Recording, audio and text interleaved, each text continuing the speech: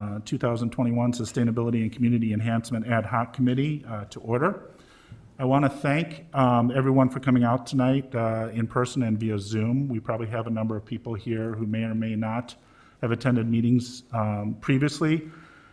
So for those of you who don't normally come, I'd like to give a quick summary of what we are and what we do. The SEC is an advisory board to the Village of Lake Bluff and the Board of Trustees and Village Administrator. There are 7 members on this committee appointed by village leadership. In various ways, we are set out to improve the sustainability of the village and to enhance the community environment and beautification efforts for all current and future residents. As you can see, we have 1 member online, but we have 2 vacancies on the board that are currently being reviewed to be filled. The duties of our committee are as follows. We're develop a sustainability plan, which we have, which is available through the village website, that explores community goals and strategies relating to social equity, energy conservation, climate change, economic development, disaster mitigation, public health, community resiliency, and green energy production. The plan, which I just showed you, was developed by the SEC and adopted by the village board on June 24th, 2019. As I mentioned, the plan can be found on the village's website and includes the goals, objectives, and strategies regarding certain key areas, including solid waste management, energy and water conservation, stormwater solutions, natural spaces, light pollution, bicycle and pedestrian transportation. As a preview, we are going to revisit this plan in the upcoming months to assess what we've done so far and where we're going. Secondarily, the community enhancement part is to develop a village beautification and enhancement program that addresses auto, pedestrian, bicycle transportation routes. The program should also include objectives and guidance for all village property. A thematic landscape identity gateway and corridor plan was developed by this committee, showing what kind of plants should be planted in various parts of the village, so we have consistency, and it was adopted by the village board in 2019. We will be reviewing a plan for the area near the new Robert McClory Bike Path Bridge next month. We also examined the village's progress in implementing SWALCO solid waste recycling. Some of you may be known, we've recently implemented a new contract for that. Commercial franchise, first time. Commercial franchise, first time. So we're increasing recycling from both the residential to the commercial districts of Lake Bluff. We review the village's stewardship role in certain natural assets, such as the Skokie Conservation Area, Lillian Dell, and others. We review and recommend regulatory modifications to further village sustainability and beautification efforts. We review the Lake County All-Natural Hazards Mitigation Plan for alignment with village sustainable goals and objectives. We partner with other local, regional, state, and national groups as it aligns with our specific objectives when appropriate, and, which we will do here in a moment, we're going to make recommendations to the village administrator regarding backyard bees and chicken license applications, which are first up on our agenda, should they be approved or disapproved, and as to what any protective conditions should be imposed on those licenses. So thanks for being patient with me for a minute here while I explain what the committee does. All right, can I have a roll call, please? Member Barrett? Here. Member Cole? Here. Member Puryear? Here. Member Renner? Here. And Member Twitchell? Present. Thank you. Okay, next up we will have consideration for the August 2, 2021 special meeting minutes. Are there any comments to the meeting minutes? Any additions, changes? Hearing none, a motion to approve? Second. Okay. Roll call? Member Barrett? Yes. Member Cole? Yes. Member Puryear, Yes. sorry. Member Renner? Yes. And Member Twitchell? Yes. Okay, next up, we have an open 15 minutes for anyone who would like to speak on anything that's not on tonight's agenda. Is there anyone who wants to speak on anything not on the agenda? We have a pretty full agenda, but. All right, next up, we'll get to general business. So the first items under general business include 3 backyard chicken applications, and I'm going to turn these over to Glenn Cole, who is the one who has processed these applications and visited, I believe, 2 of the 3 sites. Glenn? Hey, good evening, everyone, from here in scenic Normal, Illinois. Wish I could be there with you in person. I'm down here with the state planning conference, which was scheduled for this evening, and I'm happy to report there in our staff report that one of our intern, Samantha Lennox, actually was recognized with an award a little earlier this evening. So very happy to be back in the in-person business and talking about the business of government. I'm very happy that our staff are being recognized for their work. With that said, thanks to the magic of modern technology, I still get to be here with you and still get to talk about your business this evening. So what you have here at a high level is just 3 backyard chicken applications. As you know, the village had a pilot program to try these for the last few years. Recently, it made that pilot program permanent. So again, you can have a license to keep chickens. It renews annually. There's this initial application and initial review, but it is an ongoing program in the village to allow these in residential areas. Subject to, again, there's a cap, there's a review, other things that we will we'll be talking about more in future meetings of the SEC as we approach that cap and as we continue to gain experience with this program. I introduced that both as I know some members of the audience may not necessarily be familiar, but also because 2 of these 3 applications fall into a bit of a unique situation. As you know, as we're waiting and working towards appointments to the SEC, we weren't able to hold a meeting of this group for some time. So in 2 of these 3 instances, we as staff worked to allow them to start to keep chickens on their property before this review was conducted. So in one case, the Pajot family, they had a time limited opportunity really to take these chickens in from another owner before I believe they were going to be disposed of, whether by going to someone else or by being kept. I can't say, I'll leave that to them, but we knew that was a time sensitive opportunity. The third case, the Denninger property, if I'm pronouncing that right, they were moving from Arden Shores and they had chickens that were living with them in unincorporated Lake County where that's legal to do. And, but they need to be able to close on their property and move into their property. So these are some of the situations that have cropped up that we'll look at as we look more at the licensing program as a concern, but just wanted to explain that these, in 2 of these 3 cases, you'll have photos of these chickens live in situ in the village already. That's not a typical, and that's certainly a circumstance we try to avoid, but we thought the least harm was done by allowing this. With all that explanation done, the first application you have is 516 Lincoln Avenue. That's the Pajot family. You have here a full copy of the staff memorandum, the application, and then I will also share some photos from that property as well for your benefit. Again, this is one of the 2 properties where we have chickens already being kept. So this is their coop / enclosure. There are 4 chickens here, and including, you just gotta love the little mohawk deal there. I forget which breed that is, but very adorable. You can see it here with more of the yard in view. Again, this is sort of in the back corner of the yard underneath a tree. There's the coop itself. There's an adjacent run on wheels that it can be moved around the yard. I should go a little bit slower, but this is really sort of the box where you'd go in to service and pull eggs and clean things out, add straw. You can look in there and you can see the forget what the technical term is, but the nesting bar, the roosting bar, where they hang out and lay their eggs and do their thing. And this is a little bit more detail on, you can see the water, you can see the feed, and you can see the wire that keeps predators out.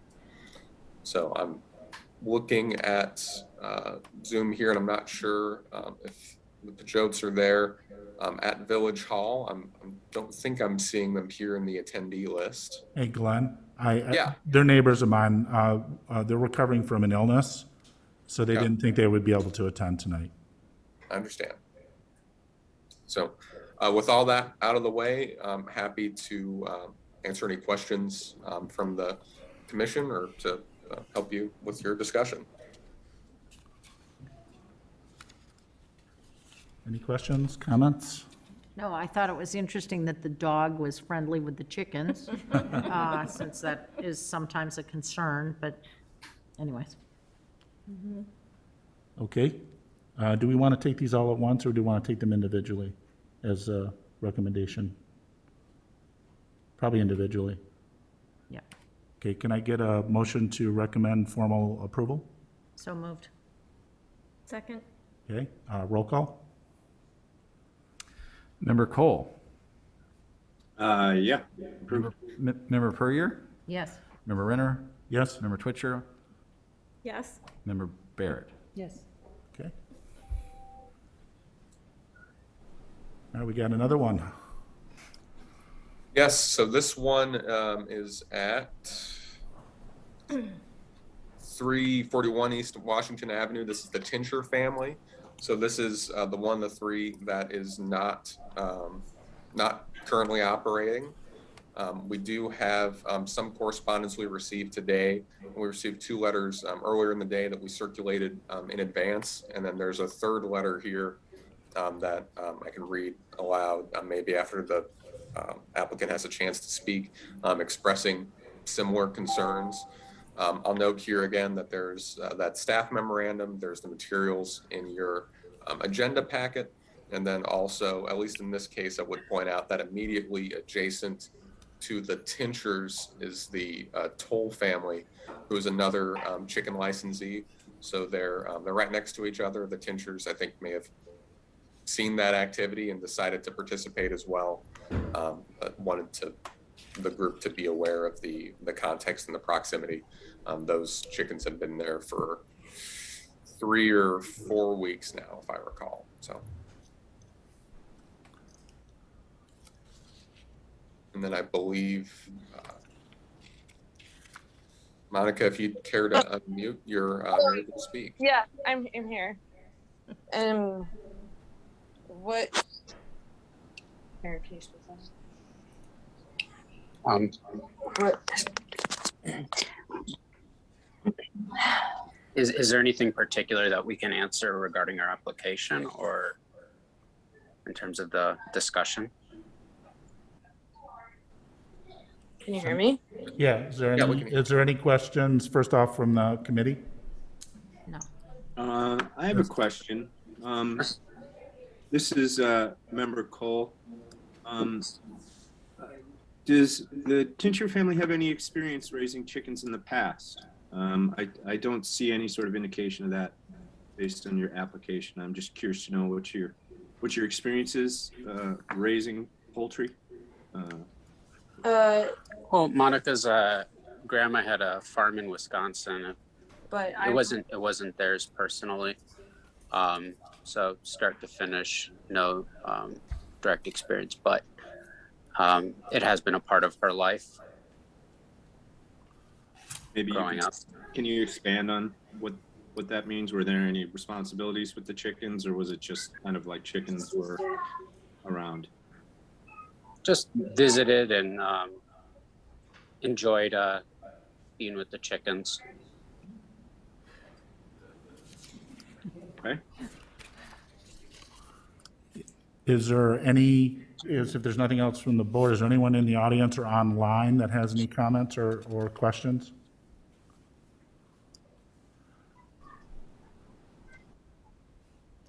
Okay. Do we need to address the letters There or, was a last letter, I think Glenn mentioned, that you haven't seen yet. He should Okay. probably read that, Okay. put that on Yeah. the record. all right, Glenn, could you read that letter that we haven't seen? Certainly, yeah. And again, apologies for this. This came in a couple hours ago. This is from Frank and Bianca Catalano, who again are adjacent to this property. It reads, "Dear Mr. Cole, this letter is regarding the application of our neighbors for a chicken coop at 341 East Washington Avenue in Lake Bluff under the legal name of Monica Tincher. My husband and I are very supportive at the thought/idea of chickens being kept local. However, it raises some concerns being on such small properties. We're in very close proximity to the chicken coop. I'm extremely concerned with what rodents/mice will be attracted to our property that may be difficult to contain. Another concern we have is the idea that wild animals may become attracted to the scent of the chickens/waste and will be coming around to our home. We have children and a very small dog. Our yard is fenced in, but the fence is old and weak. It may not contain a hungry wild animal, and the Tincher family has not suggested replacement to contain their new addition. Please let us know what can be done, as this is a residential, quiet neighborhood in very close proximity to one another and doesn't seem suitable for livestock. Thank you, Frank and Bianca. Maybe I could address that because I live next door to chickens. And the chickens have been next door for the last 2 years. We haven't had any skunks, raccoons, foxes that we didn't have beforehand. And to my knowledge, I haven't had a skunk, a raccoon, or a fox in my driveway. I did 10 years ago, but I haven't had it since.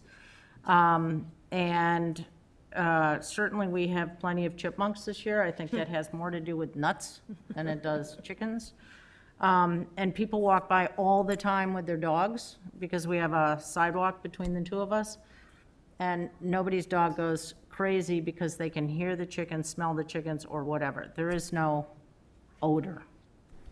Anyways, I think there are people in the audience here that walk by between my house at 36 North Avenue and 100 North Avenue.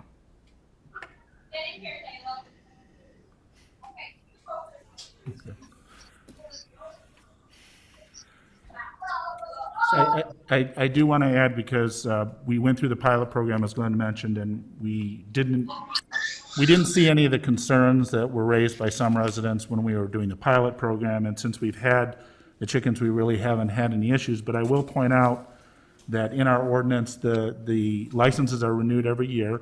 There is a method for neighbors, if there is an egregious issue, to raise complaints to the village about that permit, and that permit could be theoretically rejected in the future if there was serious complaints about it. So this is not a permanent. There's definitely ways to address this if there are issues, but we have not seen any issues yet with the chicken applications that we've Per had. license issue, that's true, Yeah. that's correct.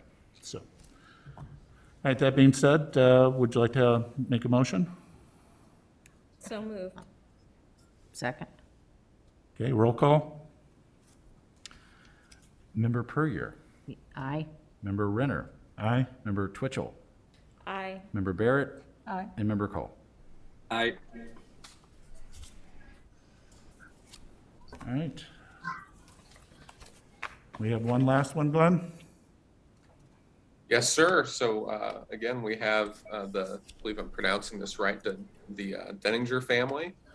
So they recently moved into this property at 227 East Blodgett Avenue. Again, a copy of the memorandum and application there in your packet. And again, given the circumstances surrounding that move, they've been keeping chickens at this property for just a few days now. I think I went over there last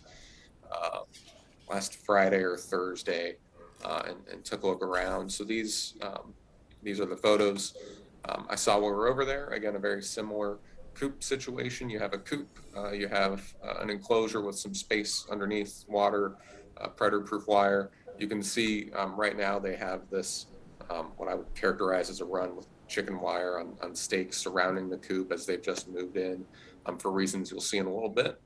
But they have this wire around it. You've got the water there, the doors to be able to reach in and work with the chickens. They moved into this property having a damaged fence. You can see there, they also have a dog, and so they have the wire, temporary like kennel wire here to keep them in as they work to repair that, the dog that is. And then again, here looking at different angle into the coop, you can see the ramp that goes up to where the hen's nest. You can see again the space underneath the water bottle. And this is their feed storage in the shed. So predator proof with made of metal, and it has a securing strap there you can see, and it's also inside of a shed that a rodent or something would have some more trouble getting at. So again, I'm looking at at least the Zoom attendees, and I'm not necessarily seeing them here, but certainly I'm happy to answer. They're here. They're here. Yeah. We are here. When I spoke with Glenn, we talked about some updates. We'd only been here, I think, 4 days when he showed. And so we were trying to put this together, and underneath the papers that you see there, and I shared some updated photos with you, Glenn, but only about 5 minutes ago. So I ran wire underneath to prevent digging, and I've put pavers all the way around the entire enclosure. And the outside fence is more of an area where when we are home, they can roam around. It has chicken wire at the bottom. It was more of in order to keep deer out of our garden previously when we lived on Hillside in Arden Shores. But right now, we're kind of using it for like a roaming area when we're home and in the yard, and let them into that area. Great. Okay. Any questions from the committee regarding the application? Anyone in the audience or on Zoom have any comments or questions? Okay. Can I get a motion to approve? So moved. Second. Roll call vote, please. Speak up, Nan. Member Renner, Aye. Member Twitchell, Aye. Member Barrett, Aye. Member Cole, Aye. Member Puryear. Aye. Okay, motion carries. Just in case anyone's here and doesn't want to stay for the following presentation, I'll give a 30-second break for anyone who wants to Sprint for the door. to sprint for the door or to drop off Zoom. But we have a very good presentation coming up. I'd like to introduce Sandy Hart, and who's going to have a presentation, a formal presentation on stormwater management. Sandy, I don't know if there's any other people you would like to introduce? I will, thank you, and I'm going to assume you would like for us to keep our masks on, or, okay? Yes. Okay, perfect. My name is Sandy Hart. I live here in Lake Bluff. I also serve as a chair of the Lake County Board and represent District 13 as well. I'm joined today with Ken Endress. He is the Community Plans Liaison Officer. Did you already give a little wave there, Ken? Thank you. As well as Commander Andrew Hunt. He's the Public Works Officer at the Naval Base. Ashley Strelchak, she is the the Water Resource Professional for Lake County Stormwater Management Commission. And Kurt Wolford, he is the Executive Director of Lake County Stormwater Management Commission. So thank you. We'll kind of, Kurt, we'll kind of share doing this presentation. I think it'll be, it should work out fine. So I just want to say thank you so much for inviting me to speak today. This is an important regional flooding project for Lake County. And I would say for the people that I talk to in Lake County, the things that they care about the most is either property taxes or flooding. And so I think that this is a really important thing that Lake Bluffers care about, but really residents across the county. And I know that the Sustainability Commission, with the kind of work that you do, and Brian, that you had read through at the beginning, this is really a good fit. We talk a lot about best management practices and how to manage through stormwater. So I am really grateful for this opportunity to be here. So again, this is this regional, and is it okay if I walk? Sure. Okay, thank you. So again, we call this the Regional Floodplain Enhancement Project. It's around the Skokie River watershed and the flooding impacts that occur, not just with the Skokie, but really in that entire watershed. For all of the really technical questions, I'm so pleased to have them here because they've been working on this for many years. But you can see in this first picture, that's 137 and 41 looking south, right? I'm not certain which rainfall event that was, but you can see, that area is really flat, right? So the water just sits on there. And US 41 is a major roadway, so it's a significant issue when US 41 closes. We also know here in Lake Bluff, we have significant flooding issues, not just on the east side of Lake Bluff, right? Not just east of Green Bay Road. Oh, I'm sorry. Not just east of Green Bay Road, but also west with our golf course, and then we know that the viaduct closes as well. So flooding continues to be a major issue. Next slide, please, which I think Drew is doing.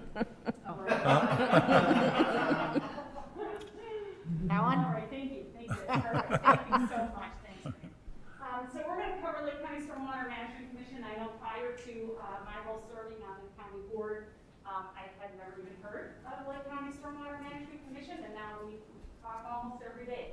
And we'll talk a little bit about what those flooding impacts are, what are the options to, okay, thank you. What are the options to mitigate the flood damage? It's on, they just need it for the video. Perfect, thank you. Why now, and questions and next steps? I moved. Thank you. Thank you. Next slide, please. Thank you. So Stormwater Management Commission's mission is to reduce flood damage across Lake County. And I just really, I'd appreciate it, Kurt, if maybe you could just speak a little bit about some of the things that you really do. Absolutely. Thank you, and thank you for the opportunity for coming to the committee and presenting on our project, the Lake County Stormwater Management Commission. This is our 30th anniversary. We've been working on flood mitigation projects, wetland restoration, nature-based solutions throughout the county. So we are a countywide agency, and we work with local units of government, we work with state agencies, we work with everybody. There's different watersheds throughout Lake County, and the project that we're presenting tonight involves a multi-jurisdictional partnership, and that partnership is with municipalities, with county, with IDOT, ComEd. We have our partners with the Navy here, and we are trying to solve this flooding problem. And this map here, and we brought a map over here, all of the projects that we work on, we cannot do them alone. We have to work with our partners. So it does take more time. We do not ever force our projects. It's all voluntary, and we work as a partner. So it does take some time, and we've been working on this drainage problem since 2014. So different phases, and we're at a very big phase right now. And I heard earlier the mention of the Lake County All Natural Hazard Mitigation Plan. So that's a product that we work on. Flooding is the most common natural disaster in the United States, in Illinois, and especially in Lake County. So we do have a lot of flooding problems, and the All Natural Hazard Mitigation Plan, what that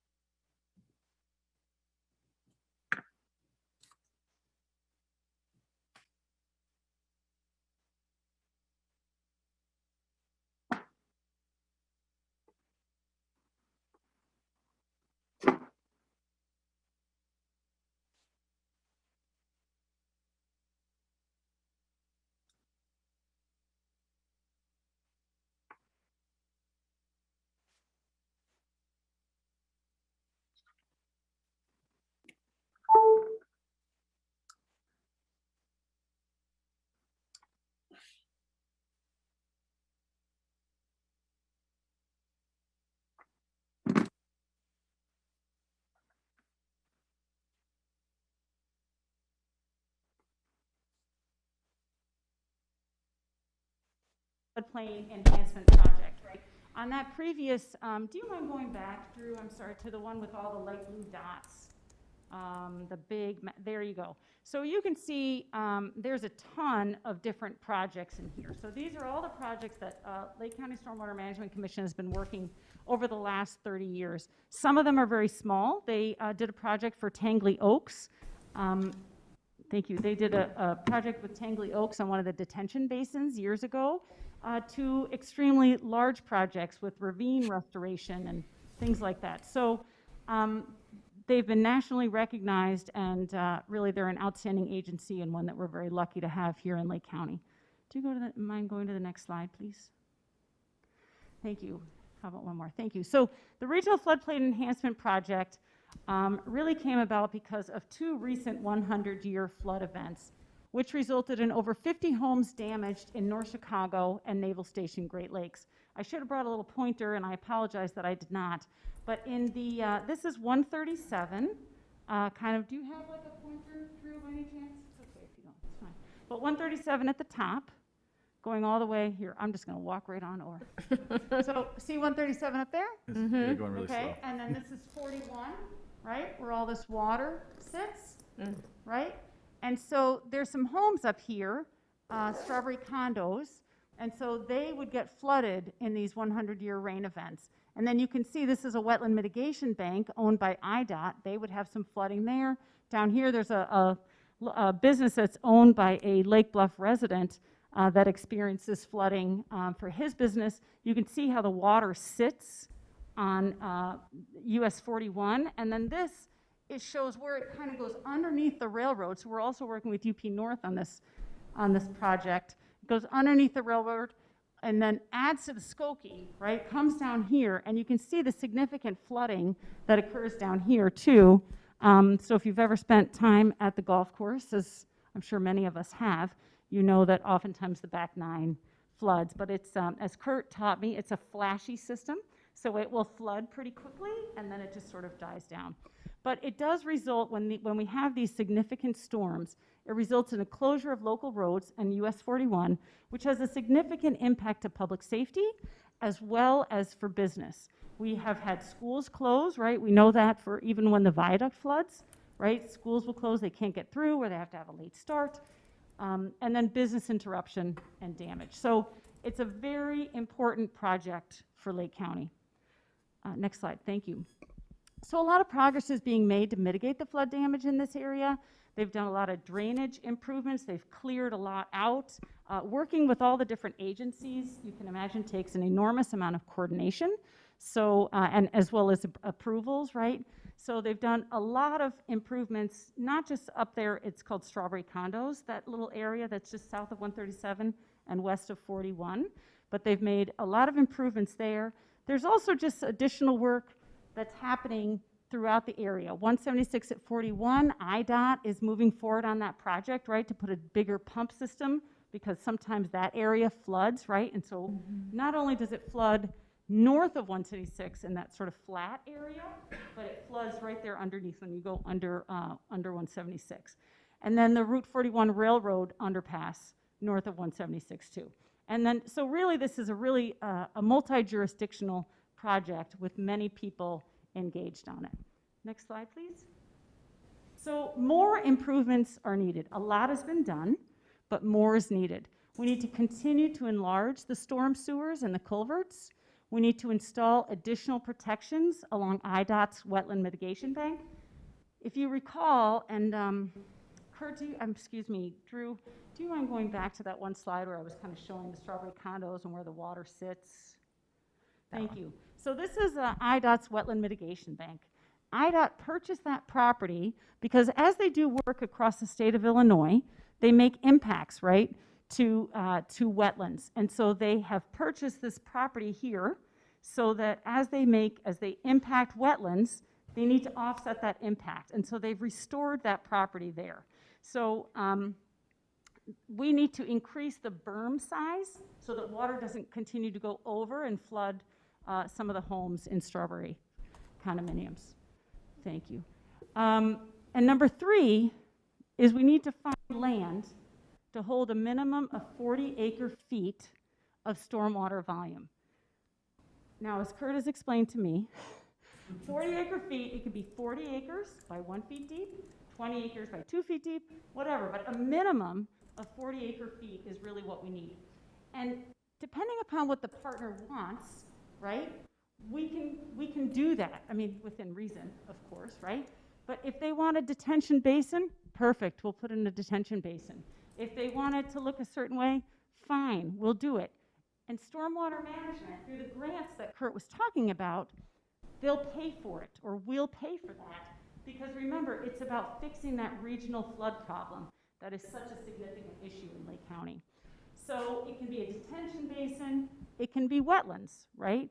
There's benefits to both. Maybe you don't have a lot of space, you maybe want a detention basin. Maybe you have a little bit more space, maybe you want some wetlands. So these are some of the options that we're looking at. And just to show you, so the green areas are approximate locations of current wetlands. Where do they exist today? You can see there's a lot of them, right? Blue areas are where the existing water bodies are. You can see on the golf course, right? There's some water bodies in there.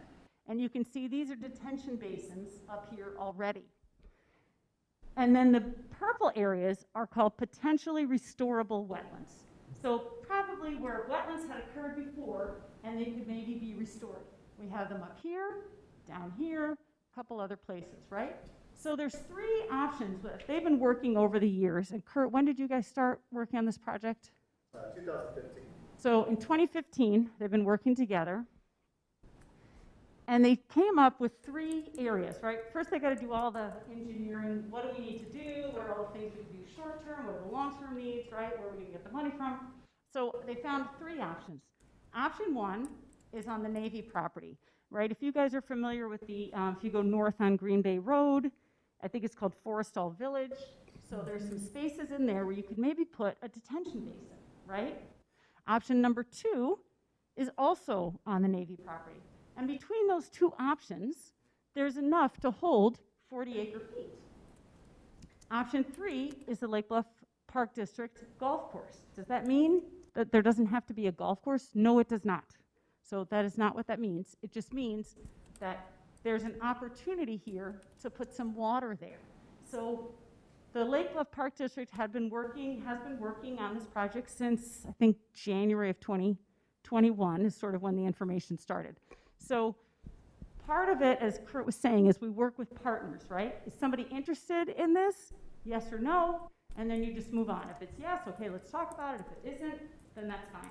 So right now there's these three options to construct flood storage. Again, it can be a detention basin or wetlands, whatever that partner really wants. Next slide, please. Thank you. One of the things that I think is important to consider, right? So we have this regional project that we're working on. We want to resolve it. What if it's resolved by building wetlands, right? Well, if you resolve it by building wetlands, it can be a revenue source for whomever it is that owns that land. So we talked a little bit, or I mentioned briefly, about IDOT and how they purchased that land up there, right? So that as they're doing maybe highway projects or whatever, and they negatively impact wetlands, they need to offset that negative impact, right? So if you have a construction project or a road project, whatever it is, those wetlands must be replaced or mitigated. You can do it on on-site mitigation. So if there's some maybe farmland that you could that they can repair and turn it into wetlands, then that's one way. Another way is you can purchase credits from something called a wetland mitigation bank.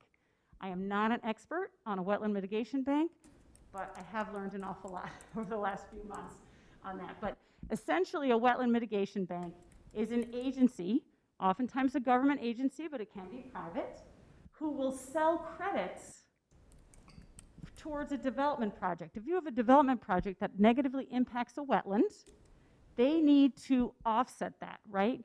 Do they want to get into the, restoring natural resources? Probably not. They kind of want to get on with their life and build whatever it is they're going to build. So they'll pay a fee to a wetland mitigation bank, and then they'll sell those credits.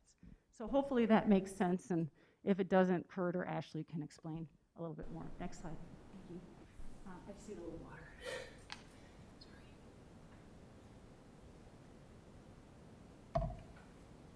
Thank you. So wetland banks are located across Lake County. Again, prior to serving on Stormwater, I would never have known what a wetland bank was, but they're for real. They're out there. Between 2010 and 2020, I updated this number, by the way, today, so some people had seen this presentation already. This new updated number is 187.3 credits have been sold. That's over 56% since 2018. So really, the sales are increasing. We're selling more over time, or more because we have been seeing development. There's only before, like 2 weeks ago, that number was 7.1 acre credits left. Now we're down to 6.3 acre credits left. So not very many when you consider for 10 years, we sold about 187. Importantly, when somebody's working on a project, they need to offset that negative impact, right, to the wetlands in the same watershed. if it's available, right, if there are credits available in the watershed in which they've damaged a wetland or negatively impacted a wetland, they need to purchase that in the same watershed. And all of these are those watersheds. You heard what Kurt said earlier, the one that we're really talking about here is the North Branch Chicago River watershed. Today, there are no credits available in the North Branch Chicago River watershed. There's also no credits available in the Des Plaines River watershed as of last week. So, and there's a lot of development that sort of occurs in that area.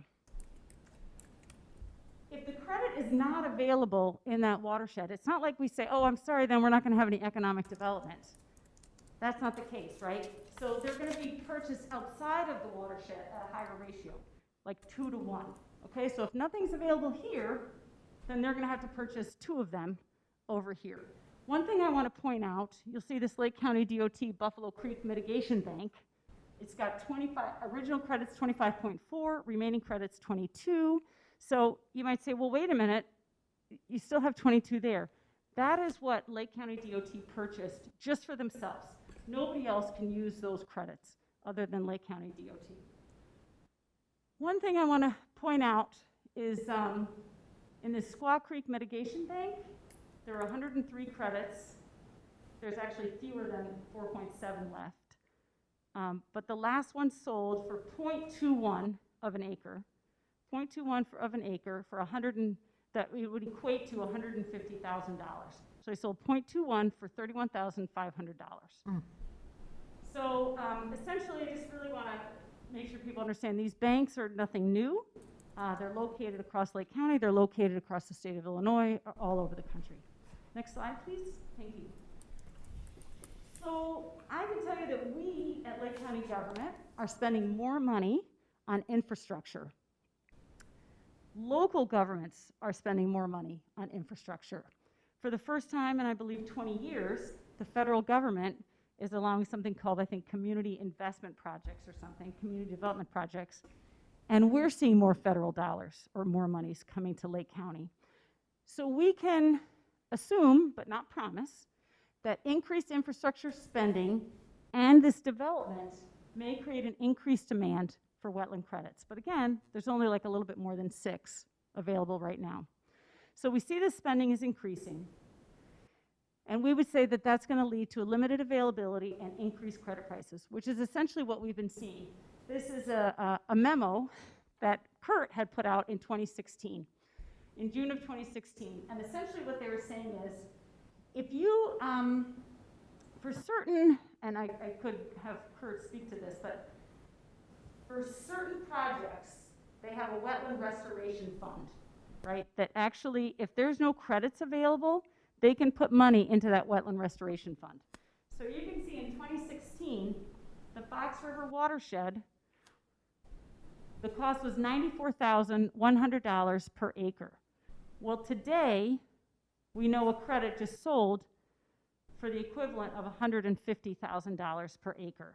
So we would say that a wetland credit in the North Branch Chicago River watershed in 2016 was worth just short of $150,000 per acre. We would say we feel very confident that a wetland credit in this watershed would be worth $150,000 at least. So just to give you an understanding of sort of, again, you can do a detention basin, right, to help with this regional project. But if there's an agency that has the ability to maybe wetlands, there's a revenue opportunity for them. Next slide, please. So here's an example of a development. They're in the permitting process right now. This development cannot mitigate on site. This portion here to the west, and this is 41, if you can see. So this portion here to the west is already a wetland. So if they build this building and goes further west into those wetlands, they're going to have to mitigate for that. Where are they going to be able to mitigate that? There's no credits available, right? So they're either going to have to pay 2 for 1, or they're going to give some money to Kurt's Stormwater Management Fund, and they'll retroactively repair something. So it just so happens. Oh, sorry. I'm going to think. Oh, wrong way. All right. Thank you. So it just so happens that this particular development is in the same sub-watershed as the Skokie River, so essentially the area that we're talking about. Next slide, please. Thank you. So Sam Beckman is a Lake Bluff resident for the last 4 years, and in fact, he told me he is on the call, listening in, so hi, Sam. So Sam Beckman had been requested by the Lake Bluff Park District, I think it was in the March-April timeframe, to come up with, hey, if we did something, if we worked with stormwater management on this project, what could we do with this area? So Sam has a couple of drawings. I have golfed. I would never call myself a golfer, but my husband is. So, these are models. One of the things that Sam wanted me to make sure that I said was, look, these are just ideas. So I understand that if you're a golfer, you can get really like into the nitty gritty of which one you would like or whatever, but I don't know enough about that. But one of the things that I did want to point out that Sam asked me to say is this is a driving range. It's a full-size driving range, and where you don't have to use low compression balls, which I understand for golfers is a real bonus. So this is a modified 18-hole golf course. For something like this, you could earn, the Park District could earn, about 10 wetland credits. So the excavation that stormwater management would do, and I know we don't have a pointer, but would essentially be this area, right, that kind of goes around the water. Stormwater management, again, is working on this regional project, so they're looking to store that water, so they're going to excavate that, and we'll pay for it, right? We'll pay for that because, again, it's helping us with that project. So here's one idea that Sam had. You can sell 30% of the credits in advance. Why would that be? Well, you can imagine that if you had a farm field and you wanted to turn into wetlands, you gotta do a lot of stuff, right? You gotta work probably with an engineer, and you gotta pull out drain tile, and you've gotta figure out all the elevations and all that stuff that I don't understand. But it would be expensive. So the government allows you to sell 30% in advance before you touch a blade of grass, right? 30% in advance, so that you can start to save some money so that when you're ready to do that work, you can. If you have a property that has a hydrologic source, am I saying that correctly, Kurt? A hydrologic source, like maybe you're next to a river, like this one, then you can sell an additional 20% in advance. So 50% of it can be sold in advance before you're touching a blade of grass. So this is just a design that Sam put together. Again, it's a model that shows you a modified 18-hole course with a maintenance cost similar to the existing course. Next slide, please.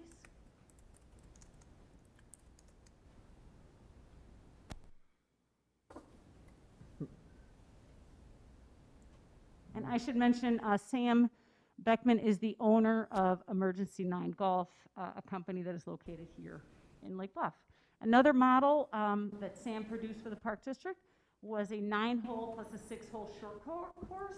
It has the potential for a reduction in maintenance expenses versus the current course, and this is per Sam. Again, I did serve on the Park District Board for 7 years, but I am certainly not an expert on maintenance expenses. By Sam's calculations, this would be about 20 wetland credits. Again, stormwater management would pay for that excavation and grading work around the area where the water is.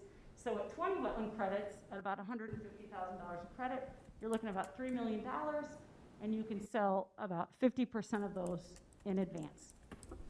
And I guess I want to be clear when I say in advance. Do we know how quickly these credits would sell? No. Libertyville Township had a wetland bank. It was 56 wetland credits. Did they sell them in 7 years? About 7 years. Okay, about 7 or 8 years, they sold 56 credits. So anyway, this is just another model. Again, that driving range, which is, hopefully I'm using the right verbiage. Sorry, Sam, if I'm not. But again, you don't have to use that low compression ball. And I understand that that's a real draw for golfers, and we don't have anything like that around here. Next slide, please.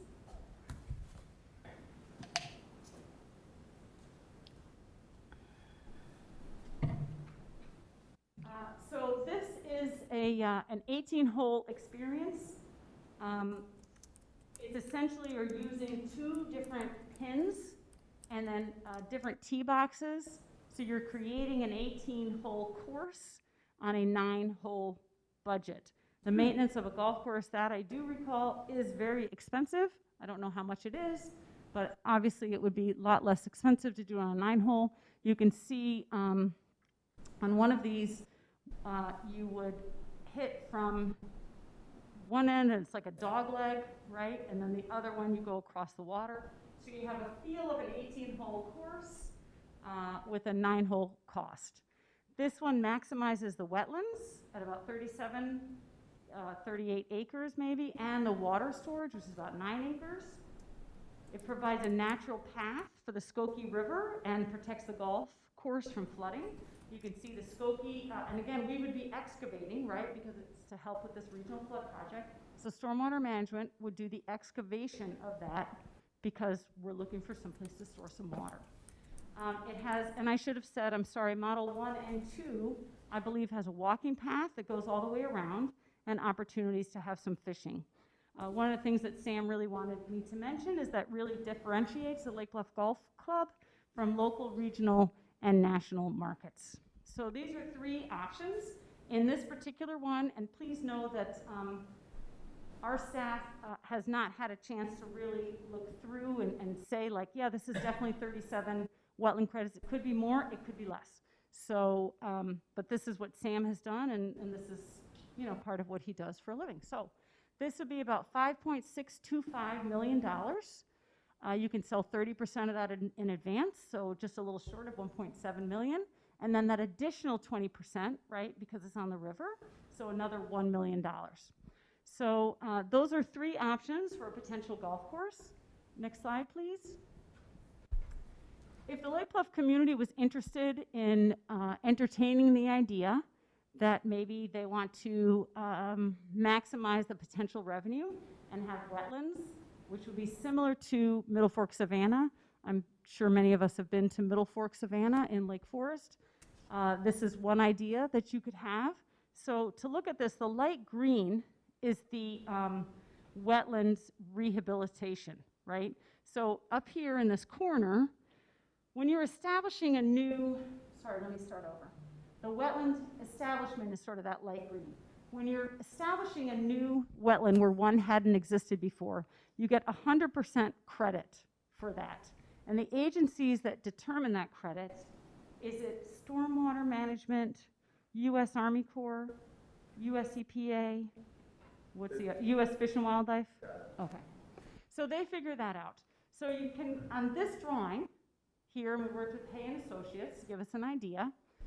If you had 56 new wetlands that you've established, you get a credit rate of 100, right? There wasn't wetlands there before, now there is. That's about 56 acres. Wetland rehabilitation, there's some wetlands already there. So that's about 5 acres, you get 50% of that because you're clearing out the buckthorn, right? You're making it better. So you get 50%, that's about 3 acres. And then the buffer.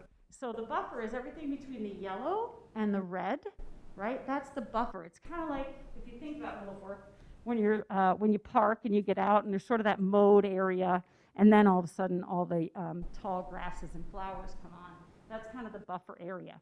So that's about 35 acres of buffer. And so for that, you get about 15% or 5 acres. So this one gives about a total of 64 credits. You can see in the bottom, this is the park district here, right? Green Bay Road, the 176th, bike path is on the south side. So you can see here, we did recall back in the days when I served on the board, we always heard that people wanted a soccer field, right? They had to drive to Westlake Forest. So many kids are playing soccer. Wouldn't it be great if there could be a soccer field that was closer to the park district? So that would be a regulation soccer field, which could be lighted, of course, because it's right next to the building. You could also have a dog park there. On the forest preserves, we earn about, well, last year, I think about $750,000 in revenue from our dog park. So it is a revenue opportunity, it's a revenue driver. Lake Bluff is certainly a dog-loving community. So that's about a 5.5 acre dog park. that's about the size of Artesian Park, like, you know, the baseball diamond, the 2 baseball diamonds, or is it 3? 3 baseball diamonds, right? And then the playground area. So that's all about 5.5 acres, just to give you a sense of about the size of that dog park.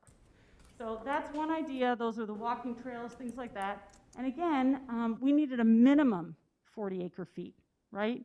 So because it's a minimum, we'll take what we can get.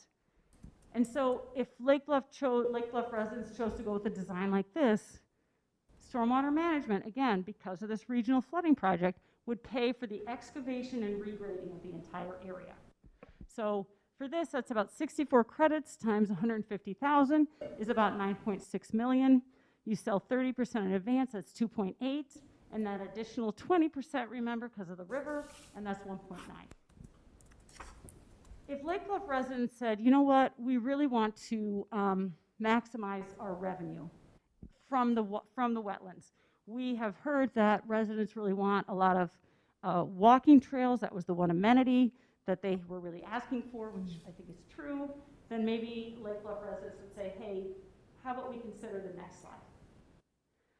Which is, thank you, this maximizes your wetland credits. So that's about 77 credits, which is about $11.5 million.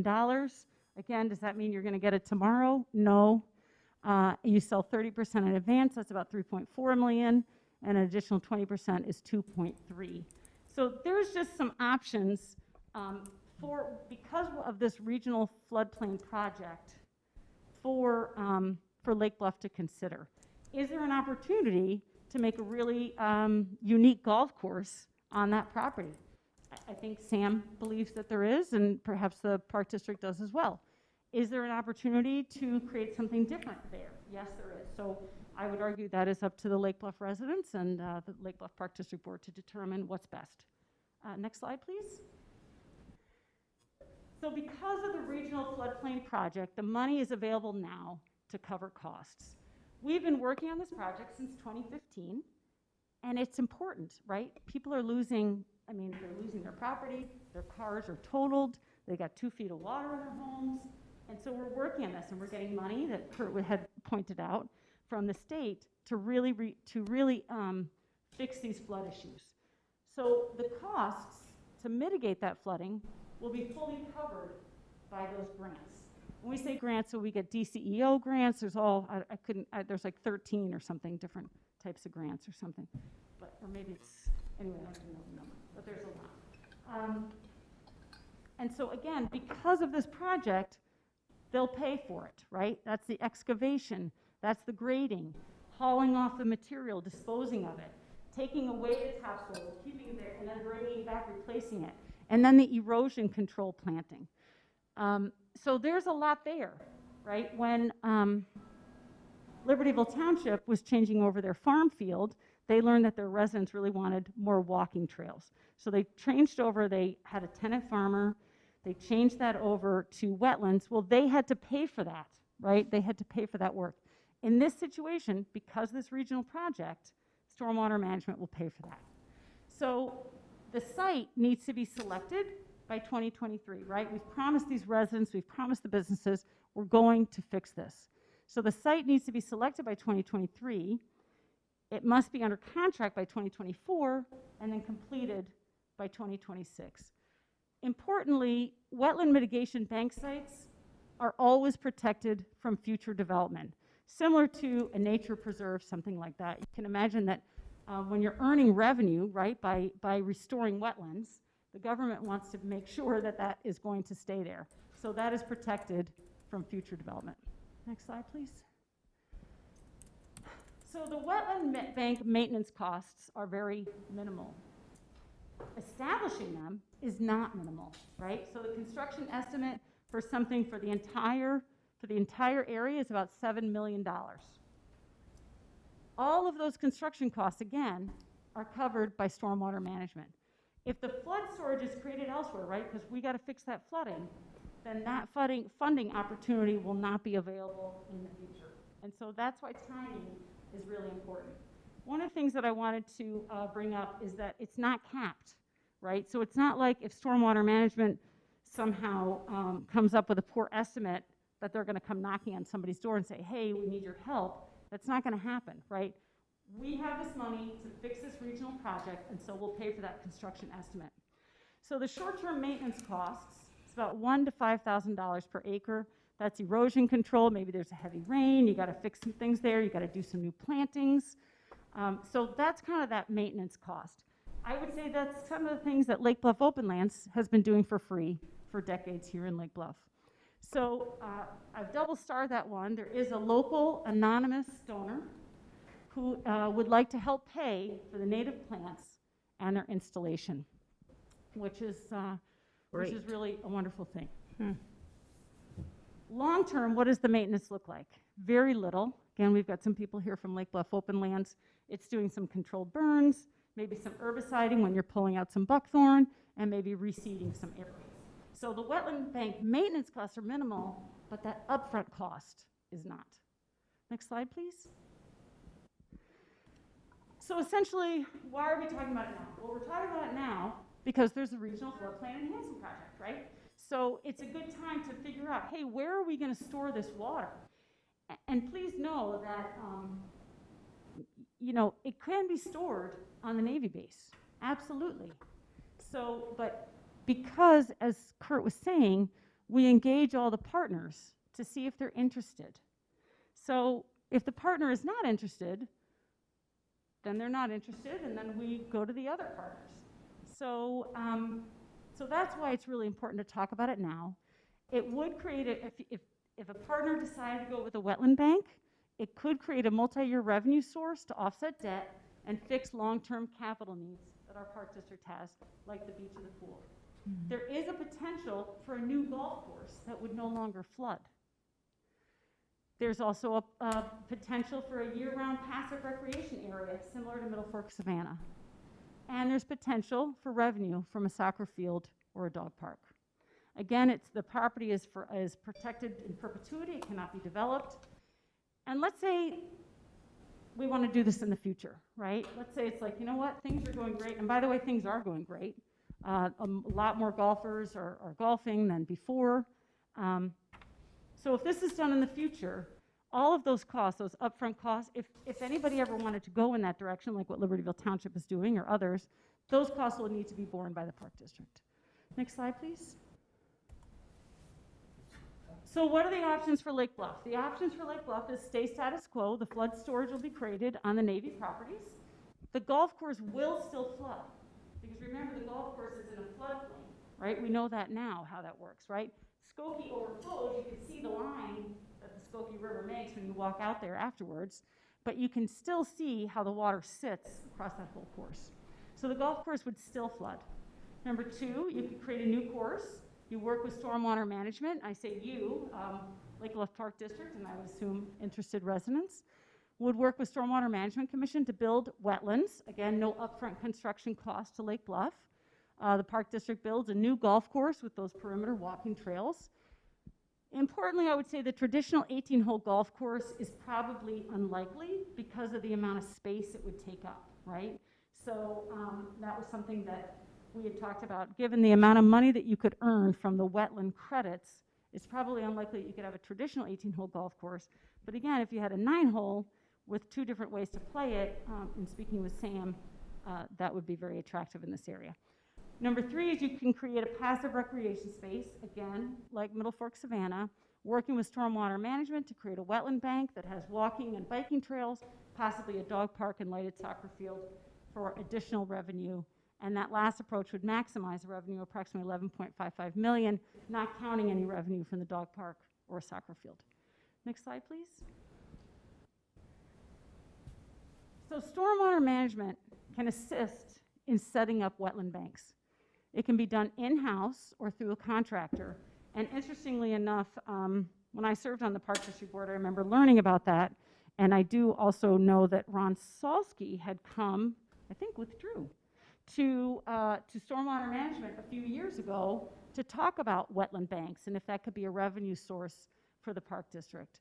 So it can be done in-house or through a contractor, right? So whomever that is, the owner or the contractor, They're going to design and construct the site. And the reason why I put a line through that is that's something that in this case, the owner wouldn't need to worry about, right? Because we're going to cover all of that work.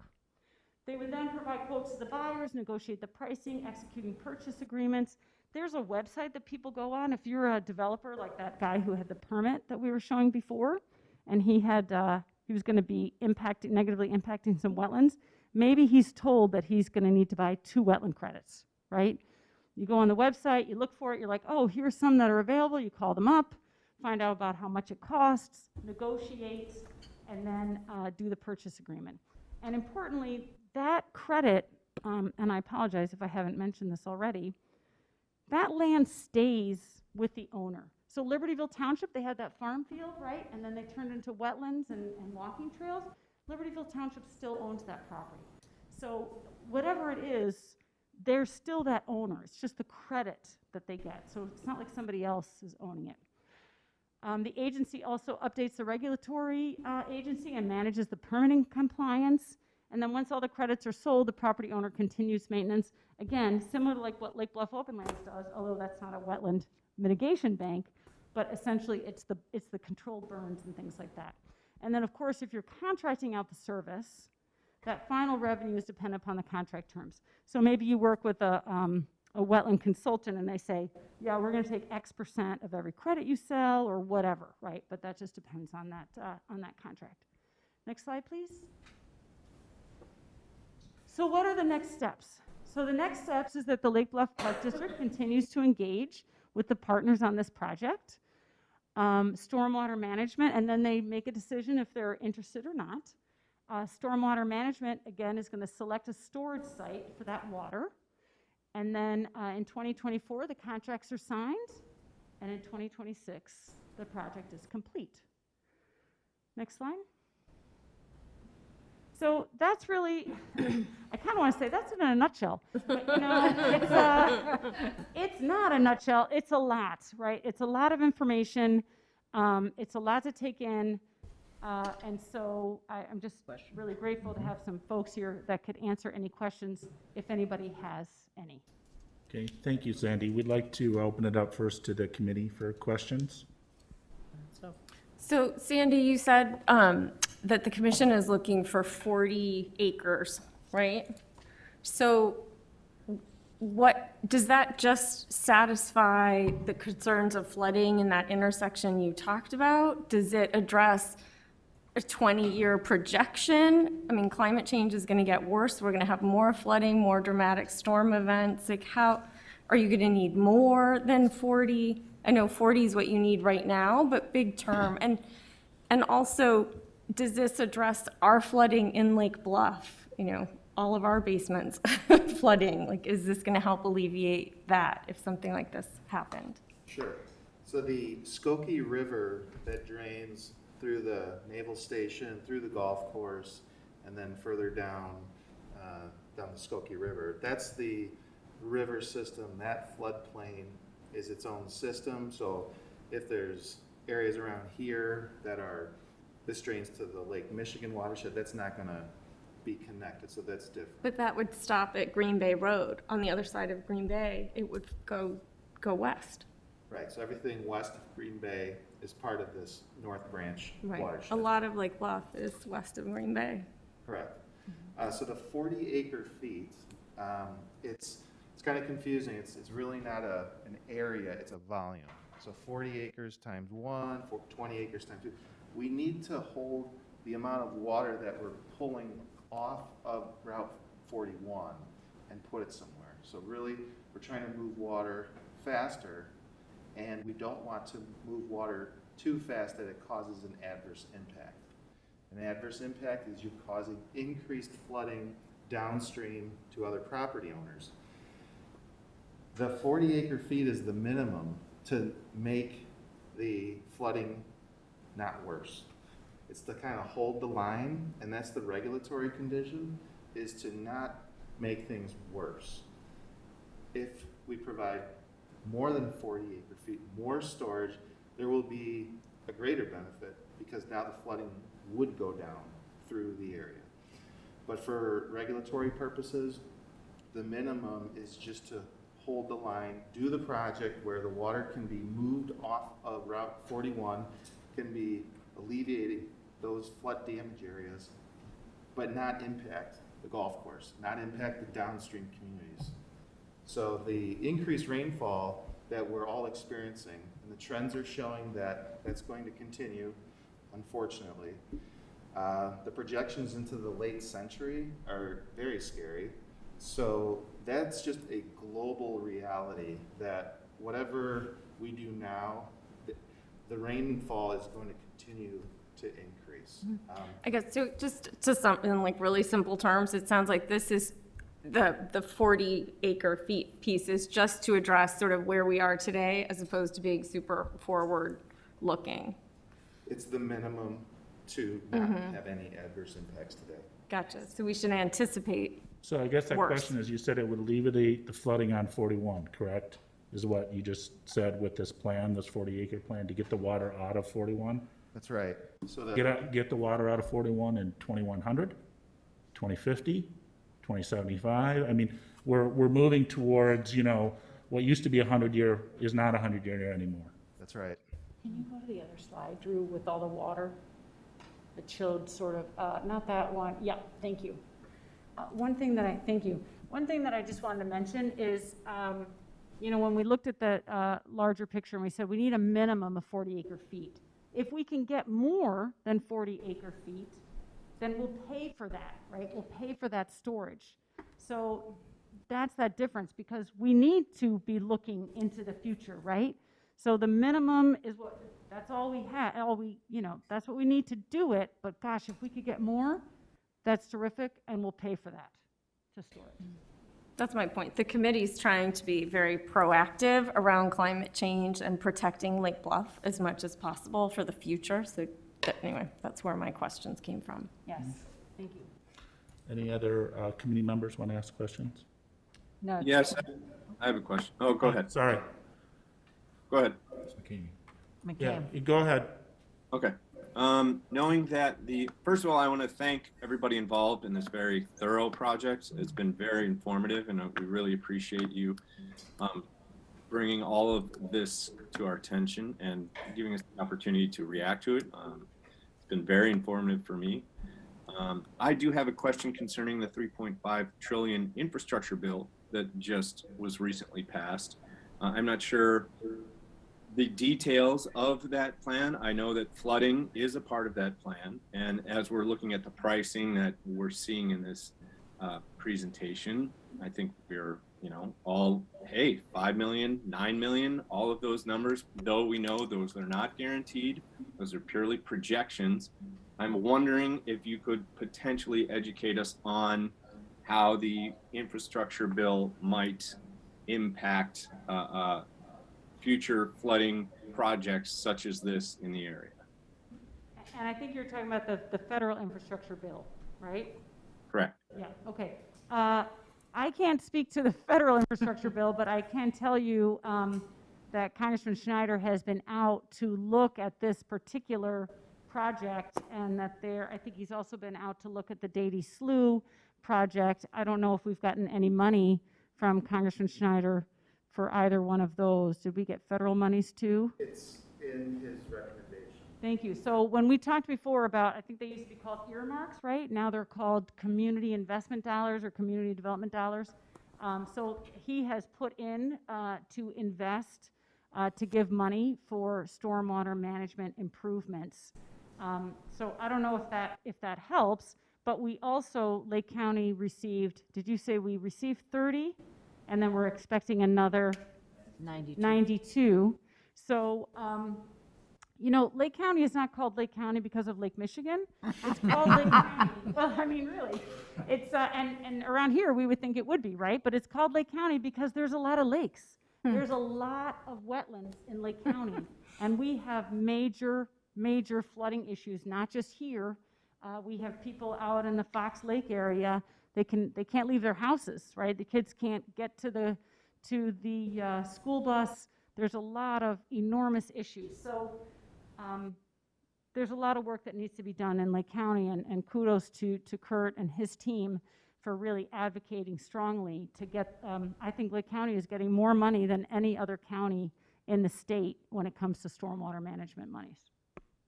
So I don't know if that fully answered your question. Sandy, can I say? Yes,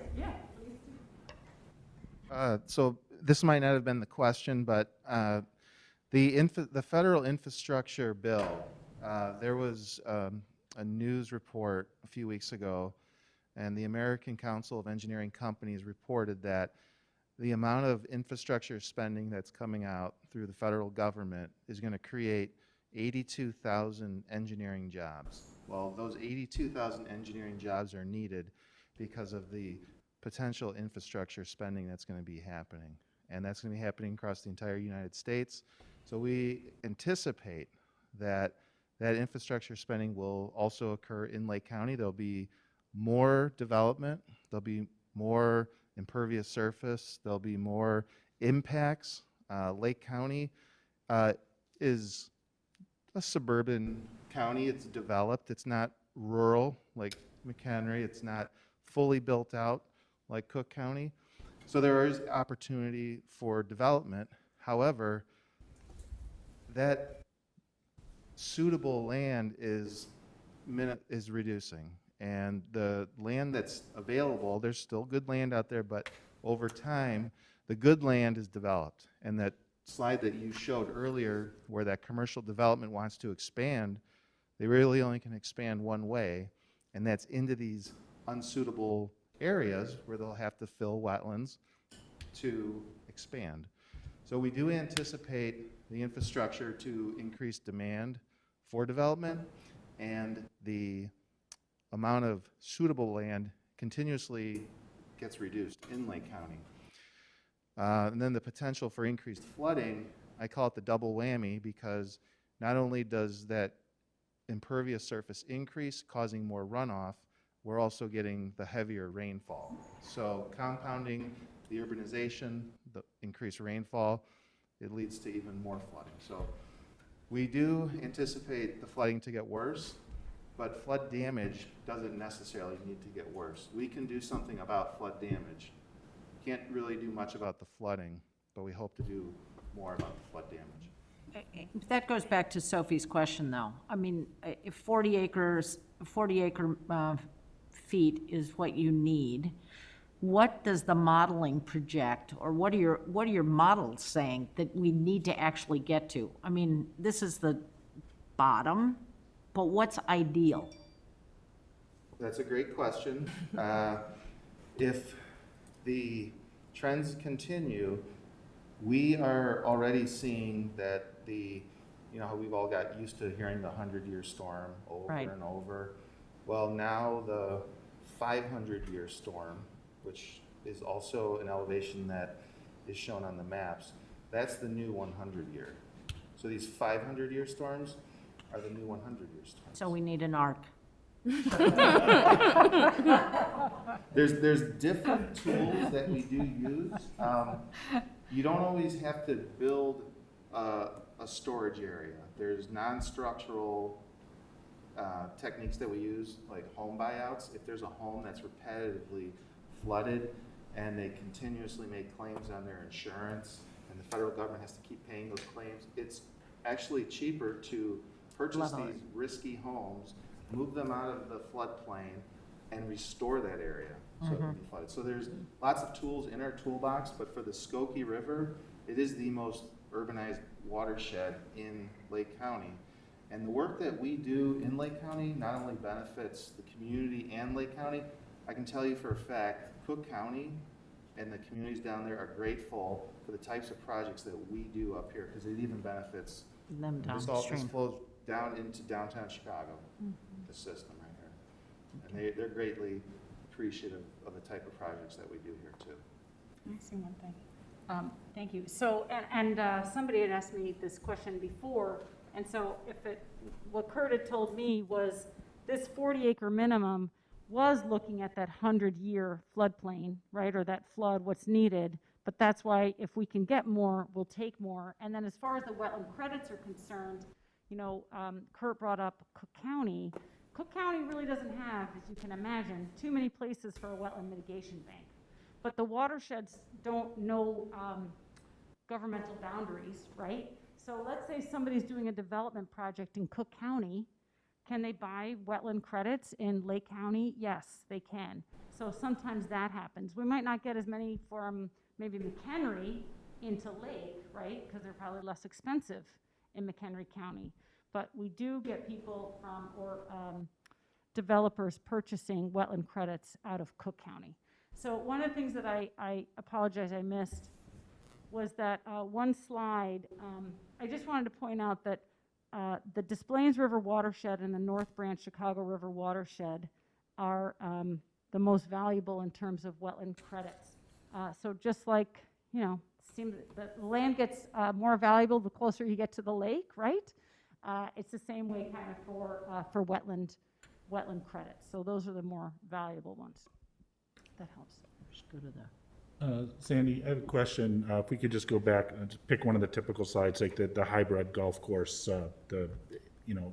One of the golf course slides? Yeah. Let's go to the one, I know Sam really likes that, the modified 9-hole. Yeah. If we could go to that one. I just Okay. want to make sure I understand something, Sure, so you sure, can. that's the third, next one. There you go. Yeah. So basically, they'll come in, they'll do the engineering for this on the whole plot of land. They'll come in and they'll grade out the areas for the wetland area. They'll do the rough seeding, but will they also do the rough grading for the remaining bits of the property? So the excavation, oh, sorry. Go ahead. So Yeah. the excavation would be really for those areas that are part of the storage for the Okay, water, right? okay. So the gray and the Then purple. that, when the government gives us grants to fix a stormwater issue, and we start excavating over here, you know, that's obviously, that's really not the right thing to do. So that excavation where you see sort of the gray and the blue, right, the wetlands, the open Okay, yeah, water yeah. ponds, things like that. But an important thing to mention is, you know, we'll do the excavation, we'll do the grading. If you think about, anybody here ever bakes, or you think about a wedding cake and you have like the fondant, right? So if you're thinking about a golf course, they'll do all the grading, how it should be, whatever Sam says it's supposed to look like. Okay, so they will grade, the green areas will be rough grade, or will be graded to a minimum level where then they could go and do the finishing touches to those parts. And I would say within reason, right? Yeah, So sure. the cost of the project, a lot of it is removing that soil, Correct. right? Removing that dirt. Right. Well, what if we could just keep it on site? That would be Sure. cheaper. So if that's the case, then yes, but obviously the monies that are coming is for this stormwater project, course. right? So we just got to stay within that. But like, stormwater management isn't going to pay for sort of that final layer, right? The sand traps. Right. Yeah, of course. I guess that was something I hadn't As- mentioned, and I want to yeah. make sure I did. Yeah, as an engineer, the rough grading is often, I mean, just getting it to the right basic elevation so you can go ahead and dig your sand traps later and do all that. That's a lot of work too. I mean, it's a lot of construction costs. They come in and they take care of all of that. And then when you say sell, the land retains in the use of the owner. In this case, it would be the Park District or the Navy base. They own the land. That's It's correct. their land. And then there's basically a cash payout. Some of it in advance, sold early. The rest could come at a time that we can't predict exactly the full payment. But that's a full cash payment that then the owner of that land could do whatever they want. They could invest it and use the income for maintenance, for revenue, for other things that the property owner wants to do. So I just want to make sure I Or understood the completion. process. Or the. Or greens ports or and the sand. completion, especially the advance payment. Yeah. Okay, thank you. Right. So, and we're fortunate to have this anonymous donor who is willing to help pay for some of those native plants and getting them planted too, right? That's really the most important thing about the whole thing, Sure. really the plants that go in. You know, some of these native plants that we see in the prairies out in Lake Bluff open lands, their root system are like 18 feet deep. That's why it's holding all of that water, right? It's this giant sponge. So that's what's so important. So if you can figure out how to do both, then that's great. You know, it's really, what do the residents of Lake Bluff want, right? What makes sense for the residents? Any other questions from the committee? If not, I'd like to open up the questions to the audience, both physically and on Zoom. Questions? Jay had one. Please come up to the microphone and give your name and address. Do I leave this one? They can use that too. They can use that. You can use that one there. Yeah, This one, too? yeah. Yes, please. Thank you, Jim. Sandy, thanks for your presentation. My question was to build on what you were asking. Oh, Can you sorry, say name is name Jay and where you Sharman. live? Live on 300 East Blodgett in Lake Bluff. My question is probably more geared off what the committee was talking about. It's unclear, could you answer the question about the timing of this project and what the max capacity is? So for example, is it just during this floodplain, during this time? Or if you zoomed out and you had entire Lake Bluff and they were to come up with 400 acres, you know, or whatever it may be, like what is the possibility during this timeline that could be, is there a cap, is there a limit? Does it extend to the entire town in terms of potential credits for the town? Okay, so I just want to make sure that I'm following. So are you saying, is there other space? Do you mind going back to the three options, please? Where I was headed. Yep. You were all over it. Oh, Thank too you. far. There you go. So are you saying outside of what we see here?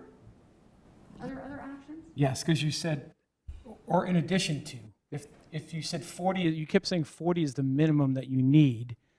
Are there fundings and credits in place if you're assuming minimum, what's the maximum? Is there a maximum of, if Lake Oh, Bluff were got to it. find 100 acres Got in and it. around beyond this area, what is the I see. potential? That one's a Kurt question, I think. Well, for the last 30 years, we've been planning and doing little projects. So we know where our problem areas are. We know where the opportunities are. This image right here, this is actually part of our, what we call the WRAP, W-R-A-P-P, the Wetland Restoration and Preservation Plan. It's an online tool. And there's about 15,000 acres in Lake County that are potentially restorable for wetlands. And we have at least 10 other major projects similar to this throughout the county. So this is one of 10 for our initial 30 million. The other 92 million, we have a large amount of projects in the hopper that we want to do. So yeah, for 30 years, we've been planning for this. And it's kind of funny, when we were coordinating with the Navy, we had this big project and we had no funding, and we're saying this is such a great opportunity if we only had funding. We had one meeting or two, and then the next meeting, we got together and like, guess what? The funding somehow is coming now. So there's a lot of opportunity throughout the county, and for this watershed, we do have a project up in Waukegan. That's the Dady Slough project next to the Cristo Rey St. Martin College Prep School. That's another similar project where we're going to provide flood storage and enhance wetlands. We've done other projects in this watershed in North Chicago, and downstream we're doing projects in Highland Park as well. So we're doing a very large amount of work in the Skokie River. It's very active and it's urbanized, so there are a lot of flood problems. So the maximum for option 3, 40 acre feet is the minimum, so we can move forward with our project. Would we not want to move so quick if there's an opportunity to provide more flood storage? Absolutely, because that will provide a greater watershed benefit, not only for the local community, but all the communities downstream would benefit as well. However, if that's not an option that's acceptable to the community, and we can still get the 40 acre feet, then we can move forward with our project. So we do want to move forward, and if there is an opportunity to provide more, this funding that is available now, based on the grant terms, that's really these deadlines that we're working backwards from, we've been told, and it's for everybody. This is all funding coming from the U.S. Treasury. The Treasury has hard dates that you must be contractually obligated by the end of 2024. You must be completed and fully paid out by 2026. So those dates are locked in. We have to work backwards from there, and that's what we're doing. So the clock has started. Maybe I heard Jay asking a slightly different question, and which made me think, could the city, the village's recycling center be a place of credit also? And storage, forget where would we put that, but I think it was, are there, no, forget how we would solve for that, but I think the question Jay was trying to get at is, are there other places in Lake Bluff, pick at my house, right, that could be used as a stormwater management holding place? Gotcha. Let me answer that. Is that, yeah, that's Okay. where you're headed. Sorry about that. I'm an engineer. I think too technically sometimes. So wetlands like to be watered, right? That's Sure. why they're wetlands. They need to be hydrated. And if there's not a water source, and that's what Sandy was saying earlier, you get that initial release, the 30% advance, so you can start doing your project. And then this additional 20% is if you can demonstrate hydrology. Well, where's the water coming from? If somebody proposes a stormwater wetland on top of a hill, well, how is it going to be Sure, hydrated? fair. How are you going to water those plants? It's very difficult, so you're not going to, you have to prove it that it's going to work. But when you have a major river running through that's constantly being fed that water, you're checking that box right there. The hydrology, the water source, it's there, that 20% is available. So if you have other areas that you can construct wetlands, you can demonstrate that they will stay wet, they'll be supplied the water that they need, and they have to meet a minimum size threshold Okay. for acres. And for an Army Corps bank, wetland bank that's approved by the Army Corps, it's 25 acres. So you can't be building a 1 acre area, it's just not sustainable. You need a larger Okay. kind of complex. That answers. I So think. if there are other opportunities for wetlands, like, this is a good tool, the RAP, and is there a link to that? How do you get to the RAP? It's on our website. It's on our website, it's open to the public. There's 15,000 potentially developable acres in Lake County, and that's one of the planning tools that we used. And right here, you can see that it shows it's a good opportunity. So Kurt, based on what you were just saying, I know Illinois has lost something like 99.9% of its wetlands, which is, again, another reason why we have so much flooding, in addition to climate change, in addition to paving, everything. But do you think this area originally was wetlands? I mean, it seems like it's likely, so that would be taking it back to where You want to answer that? Mother Ashley? Nature. I mean, that was the dominant, sorry. Yes, that was the dominant land use in Lake County. The Skokie River was a Meandering. meandering, it was meandering and then it became a man-made ditch because a lot of this was agriculture and Right. wetlands adjacent. And then, as it was being developed, they needed to drain it out quicker to, for the farm fields to be able to do crops and things like that. So it got straightened and channelized and deeper, and that's where we're at now. So now it's very narrow. This river system particularly is more trapezoidal shaped, V-shaped. So it overtops its banks very quickly and very fast, a lot of flash flooding. And so that's why we're at where we're at right now.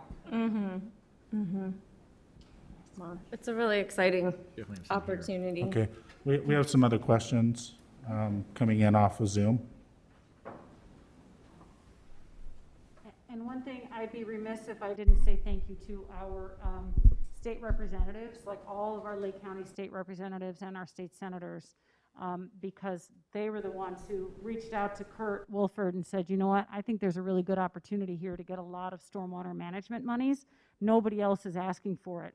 So how about we go ahead and set it aside for Lake County? And it was like unbelievable that it actually worked. So we're really fortunate that they had such forethought on this.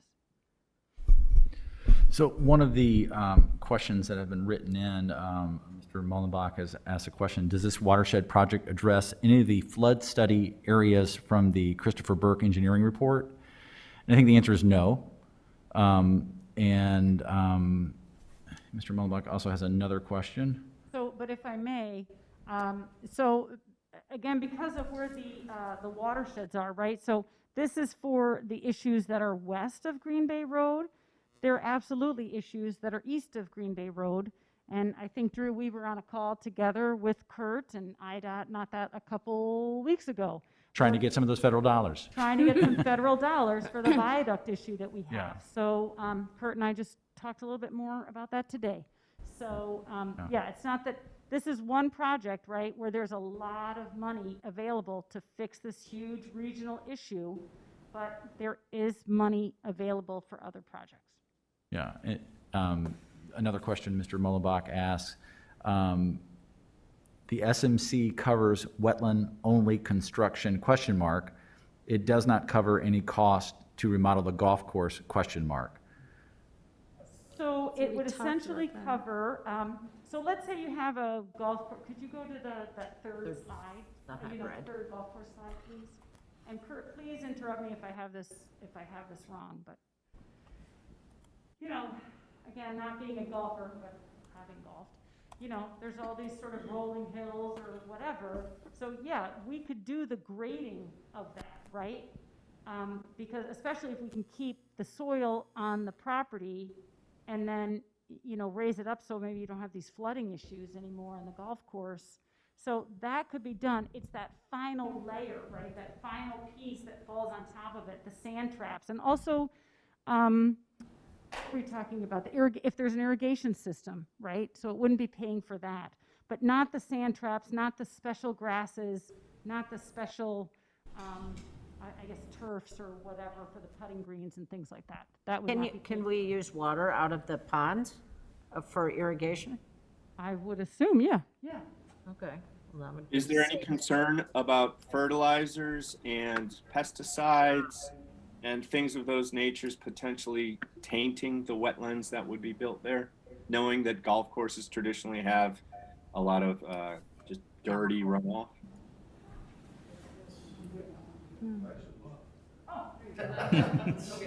I mean, to be honest, it already is, right? Right. I mean, the system is already a golf course, and now you're taking away some of the acres to add wetlands in, which have native plants, which Sandy pointed out, have really deep-rooted systems.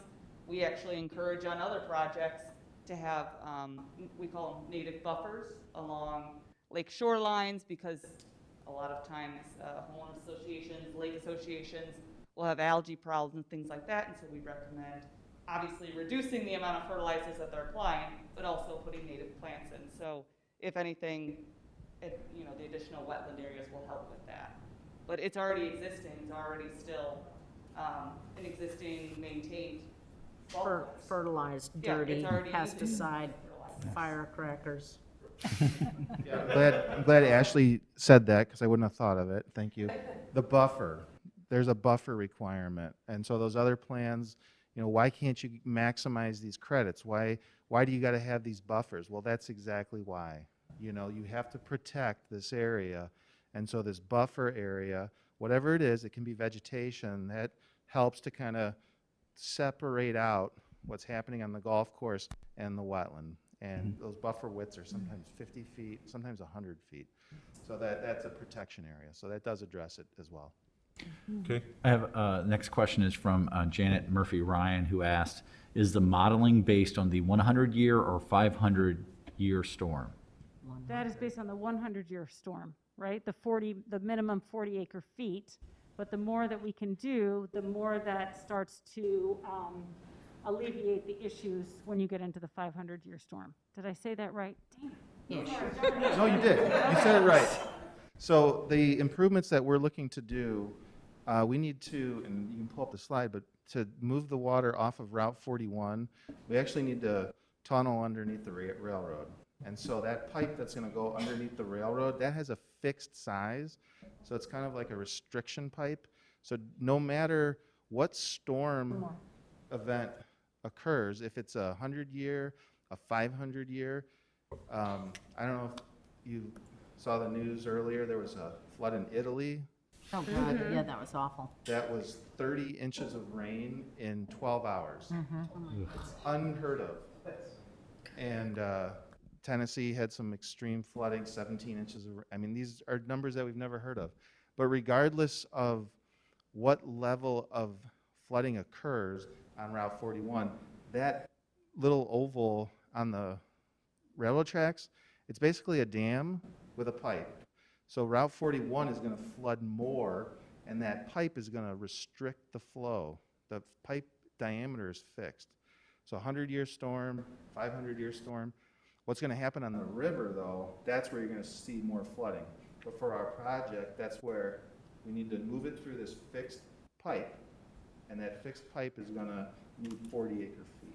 So sorry for throwing numbers and getting technical there, but this project, I think the sensitivity of these extreme weather events are still going to be controlled by that pipe under the tracks.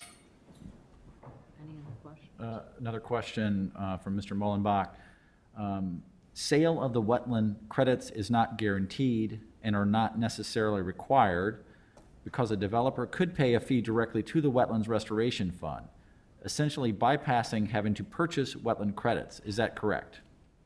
Thank you to Mr. Mullenbach for bringing that up, because that's something I missed. And maybe I didn't touch upon it enough. If you go to that place where I was saying, if there's nothing available in the watershed, you got to purchase it outside of the watershed for 2-to-1. You can only put money in that wetland restoration fund. Do you mind going to the slide? It was the one that had the memo. Yep. Thank you. So my apologies for not pointing that out. So you can only put money in that fund if there's no credits available, and it can only be put in that fund for a specific type of a specific type of a mitigation, right? Right. Yeah, you better do that. So the regulations require the developer to follow a hierarchy. And that hierarchy is, if you need mitigation and there's a mitigation bank that has credits, that's the step that you have to do. If the mitigation bank is not available in the watershed, then you can move down that hierarchy and pay into this fund. And then what we do is we collect those funds, and sometimes we wait a year and a bank will come online, and we just go back to the bank and say, thank you, we want to buy you those credits. And then the developer can move on with their life. If there are no banks, then we go out and we do our own projects. We'll build wetlands with those funds, so they'll continuously start to build up. But I will say there is a difference between jurisdictions of wetlands. There's Army Corps of Engineers for federal protection wetlands. Those you cannot use this fund. The hierarchy stops at mitigation banks. And if there are no mitigation banks, you need to go outside of the watershed and pay double. And if you can't even do that, well then there's no permit approval. They'll have to change their design so there are no impacts. And then that has an economic impact as well. So why wouldn't we ask that this presentation go up a level to the village board? Or a tri-board meeting? Or two-board meeting? So, I mean, that can happen. You guys can recommend that happen. I think Chair Hart may have some ideas about next steps. But Yeah, well, I think I had the next step slide. We're happy to talk to whomever is interested in this project. I know this is a very busy time for the Lake Bluff Park District, having served on that board for a while. I recall summer and fall. We're very busy, so I'm hopeful that we'll be able to find a time when I can make the presentation, or when we can make the presentation to the Park District. Again, they have been working with Stormwater Management and the other partners since January and have been in discussions since then. We're happy to make the presentation to whomever will have us. But it is also, there's some time sensitivity as well. Yes, Yeah. thank you. Yes, I mean, certainly, right? And I guess I would say if you go to that wetland bank site or that page, I just wanted to explain a little bit, if you guys have ever had to go over to the Lake Forest Municipal Services Building, which is, what do you call that, Conway Park or whatever? It's kind of between the tollway and It's by the Bears practice field. Yes. there we go. Okay, that's a better way to explain it. I'm sorry, will you go to the one that has sort of the map of all the, thank you so much. Yep, there you go, thank you. So what Stormwater Management did is they had some money in that fund, right? And so do you see this Dalitch Pond project? And I think Walter Dalitch, I think he used to live in Lake Bluff. But that Dalitch Pond project, he owned that land. So what Stormwater Management did was they took some of their money and then they restored that project, that 1.9 acres after the fact. So there wasn't anything else to do. There weren't any more credits to purchase, right? The Stormwater Management was like, okay, we'll fix that. But you heard before that if we have money in there and somebody has a bank, okay, well, we'll just buy those credits from them. There was a question in the back. Oh, I'm sorry. Sorry. Yes. Oh, sure. There's a mic right there. Oh, okay. Hi, I'm Andrew Hinkle of 223 Hancock in Lake Bluff. So who ultimately is the decision maker on this? And sorry if I missed that. And are we going to get a chance to hear directly from, for example, Sam Beckman? Because I believe there's a lot more to that plan. And just maybe talk a little bit more about how this debate proceeds from here. Because I would imagine there's going to be a lot of people with opinions on this. Yes, thank you. And I know Sam, you know, he is listening, and so I'm certain that he, you know, this is the kind of work that Sam does, right? He creates golf courses. So I'm sure he would love to talk about what the opportunities are. So yeah, I would say that the next step, just like when Kurt sort of opened, he said, you know, we work with partners, right? We don't force anything on anybody. We couldn't force anything on anybody. Everybody owns their own land, and you know, so we work with partners. So having residents engaged on projects like this is extremely important. So when we had our very first meeting on the Regional Floodplain Project, I think it was Grace Ragsdale who put it together for us, and that was at Strawberry Condos. So the residents were engaged in it, right? You always have resident engagement. So, and yeah, certainly hearing from Sam, I mean, about what it could be, right, is any of those things, right? What is the community looking for? I think is really the most important thing, right? So all of us who serve on boards, we're just representing people. So I think that's the most important thing, is hearing the feedback on a project such as this. I think to directly answer your question as well, the Lake Bluff Park District, it's their sorry. it's their property. The Lake Bluff Park District, Yeah. it is their property. Yeah. Yes, it is their property. So my assumption is that there will be community outreach about this project, to hear from members of the community about what they would like to see. Sorry about that. Thank you. No, sure. And Chair Hart, just two things. There's two questions that popped up. One, I think Samuel Beckman chimed in and said he's happy to talk about. He just had a conflict today, for the record.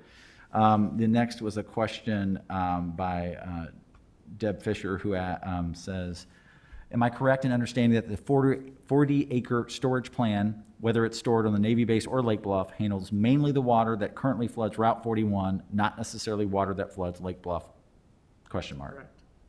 Yeah. That's correct, yep. So it's, the project is that, if you want to go back to the one with all the blue and, you know, that circled the Parks District, yes, it is a project that impacts our region, right, from 137 down to 176. So that's really the basis of the issue, right? And we talked a little bit about the public safety impacts that occur there, and then really the property damage that happens for the homeowners as well as the business owners in that area. So yes, it is a, if you go back one more, I'm sorry, or maybe two more, one more. There you go. So yeah, you can see a lot of that flooding occurs in that area. But you know what? The Park District property floods too. You know, I know that there are many days when people would want to golf and they cannot, right? So yes, it does impact Lake Bluff residents, but again, we're all part of this region. So, you know, people drive on US 41 who live in Lake Bluff. So it impacts us. The public safety is a real thing. Whenever you're closing a major roadway like 41, that impacts all of us. And Kurt, just to clarify one thing, I think the village of Lake Bluff can proudly say there are 0 structures in that floodplain within our corporate limits. I think the corporate limits is the golf course, right? And then there's the subdivision to the northeast. Is that in Lake Bluff? That is, and Signacourt and. Oh, that is, but those are within the floodplain? They're not. They're So not? I'm No, just oh, trying to. yes, which- yes, Which okay. homes are within the Skokie River Yes, corridor in Lake yeah. Bluff? It's 176 to the naval base. Well, and then also to the south, I'm sorry, the Oriole Grove area as well. And there's no structures, yeah. Yeah, so I would agree that there's no Yeah. structural damage to homes in Lake Bluff. But many residents use 41 to get to work, from work, shopping, to our downtown, so it doesn't impact the roadways.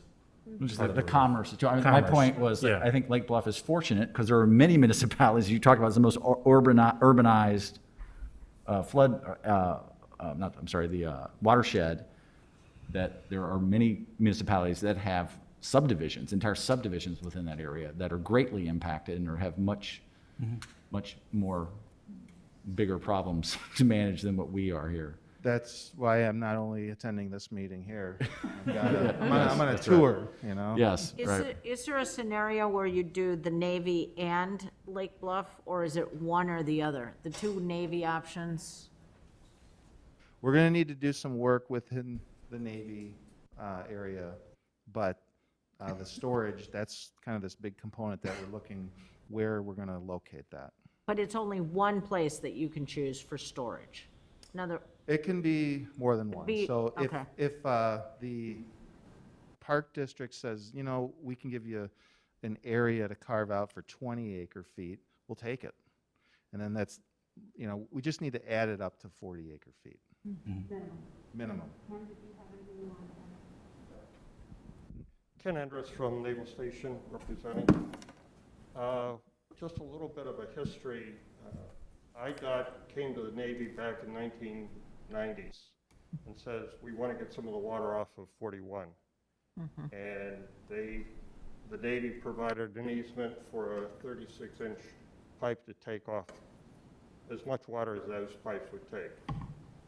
The Navy's had a smaller drainage pipe from our property line that goes to the Commonwealth Edison right away, as well as Union Pacific. It's only a 12-inch, but that was in there since the 1940s. Wow. When our housing contractor took over the house management of our Navy housing in 2006, in their construction plan, they eliminated at least 20 single-family homes and over 150 mobile park homes closest to the river. So the Navy has taken a chunk of their housing assets and was eliminated. In that area, the housing contractor then created 3 small ponds, which will take some of the excess. So that area that was cleared from the housing now is a combination of area where the water can be absorbed into the ground or is part of the wetland system along that portion through Great Lakes. No, I think that's I good. guess the other one, Kurt, the amount of land that the Navy could provide for water, for retention. Do you know the amount? Thank you. So for option 1 and 2, it should be enough for that minimum 40 acres. But like we were saying, we just engage all of the partners because, again, the 40 acres is the minimum of what we needed. So I know it's getting really late. Do you mind just going maybe towards the end? It's sort of like, what are the options, please?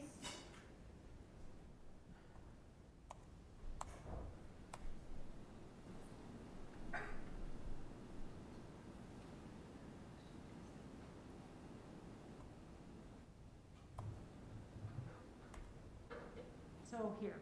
So really, this is, I would say, what we would be trying to determine going forward, right? Do we stay status quo as a community? The flood storage, the minimum 40 acre feet will be created on the Navy properties. The regional floodplain project will be fixed, right, SMC will move on to another project.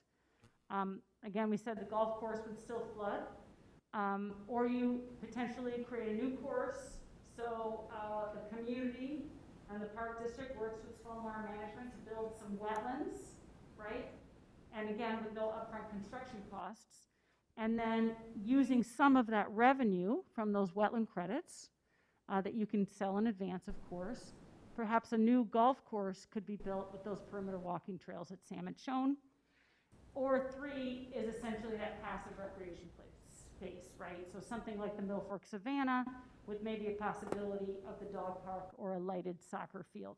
So essentially, you know, what is it that the Lake Bluff residents really want, right? What's best for our community?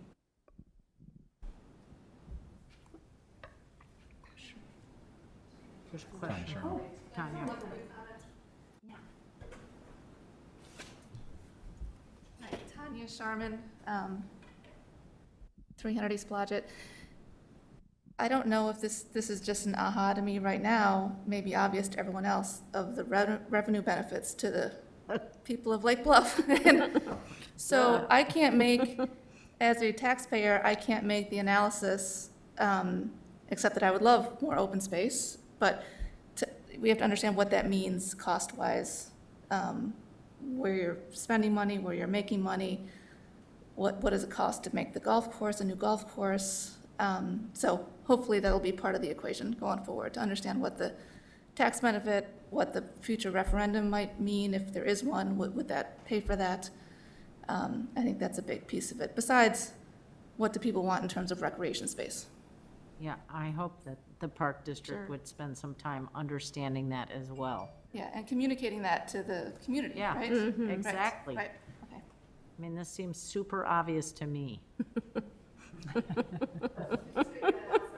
No, Tanya, I mean, I didn't mean that derogatorily. I just mean, it seems super obvious to me that as a committee that sits here trying to help Lake Bluff be more sustainable, we should be all about this. Yeah, and I do think Tanya has brought up a good point, right? So not only is it, what are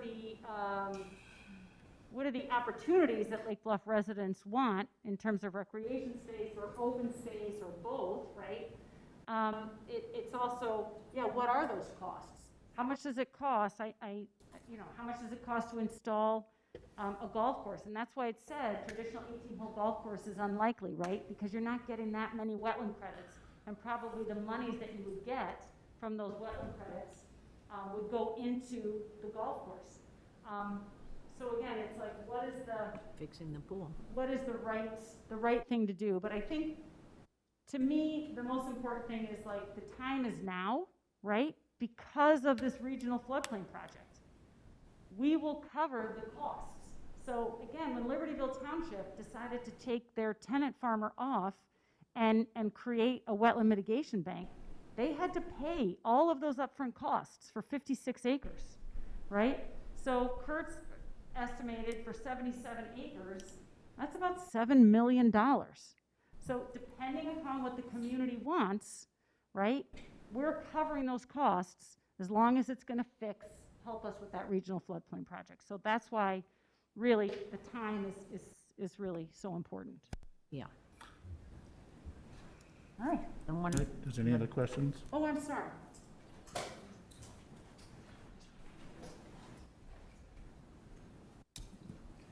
Ben Miller, Foster Avenue, President, Lake Bluff Open Lands.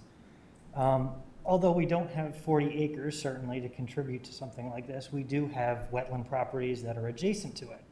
Is there any financial support or anything for enhancing existing wetlands in conjunction with a project like this? Good question. Well, it's not like I don't have too much to do. I'd be definitely interested in hearing other opportunities as well. So we've got a list running. If it does connect to this, if it's adjoining, then it would be part of that complex to meet that size threshold. But if you do have other areas that are at least 25 acres, that's the minimum size for the Army Corps to approve a bank like that. What I'm asking is, contiguous with any proposed contribution from the golf course itself. So do you mind going, please, to the, I think it's the option 1, 2, or 3 one, and maybe it'll show like Bluff open lands in there. And Kurt's gonna come out soon and take a walk around the Bluff Village. So Lake Bluff open lands is just south of 176. Kurt, can you give her a mic? Sorry.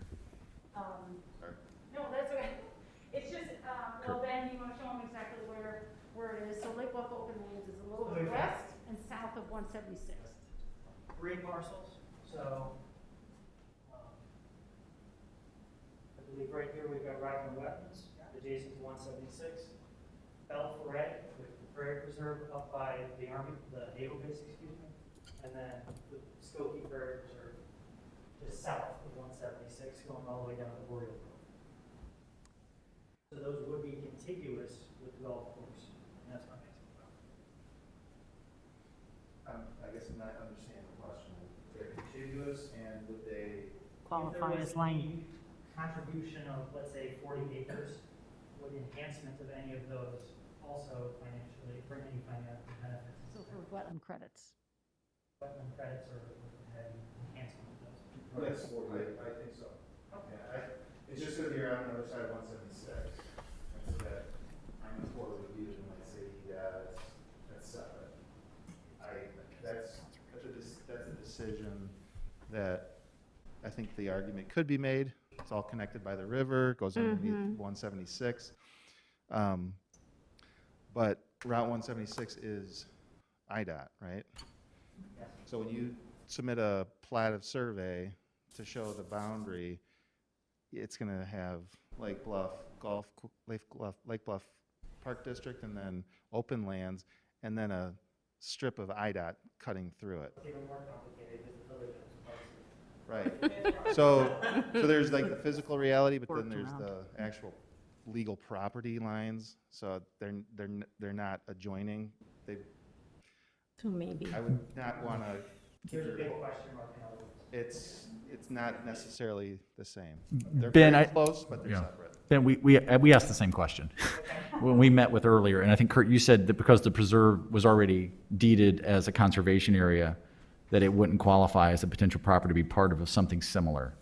And there's also the direct contiguous issue with the right-of-way of 176 interrupting it, but. Yeah, Ben asked the same questions we asked you when we met earlier. Yeah. I'd be happy to look at them again. I'm in Libertyville. I'm right down the road. I can take the bike path, you know. I'm right down the road. Okay, was there any other questions online or in the audience? Are we good?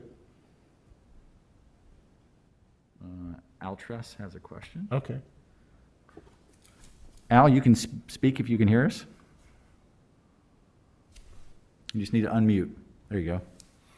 No, I did not have a question. Oh, your hand was raised, all right. Okay.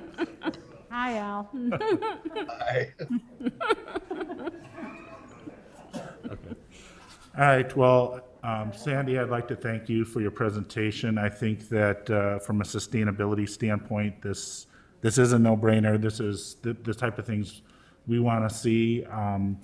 We would hope that that conversations would continue or expand with the Park District. Obviously, I think there's some financial discussions that are really outside of this committee's forte to talk about, the cost of maintaining the golf course versus the expenses and the cash and all that kind of analysis. But I think from a sustainability standpoint, what we've seen today is really impressive, and I want to thank you and the others for your work on this. And you are right, flooding continues to be a major part. When I talk to my neighbors, I would say it's even higher than property taxes in some areas of the village.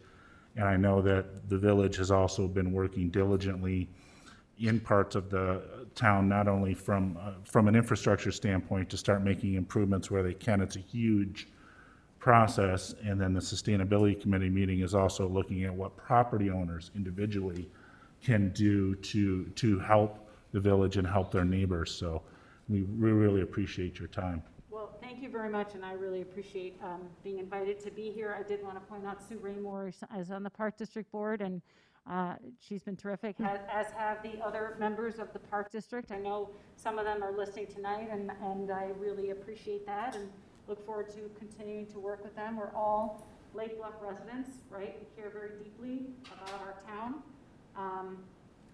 You know, and we want to do the right thing for our family and for our neighbors, right? We love living here. So I really appreciate your volunteer work on this board and for taking the time. I know it's lengthy, but it's a lot. So thank you very much. I appreciate it. Thank you. Thank you, Sandy. Thank you. All right, we have a few more agenda items, right? So we will give everyone a break if they would like to as we go through other business. Thank you for coming. Thank you. Thank you. Most well-attended meeting. Longest meeting ever, too. Is that right? Yeah, yeah, it is. Oh. I'm glad to be part of it. I don't know, Jeff, Well, we'll give it back to Drew. We- Those shared governments.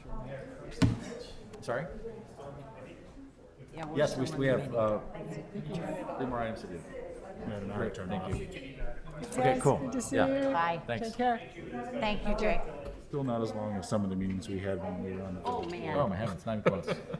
Or a zoning hearing till 1 in the morning. Yes. The A class. certain property that won't be named kept us in a hot gym until 10 o'clock at night. Oh. I didn't say it. You're also losing your other entities. They're jumping quickly. Okay.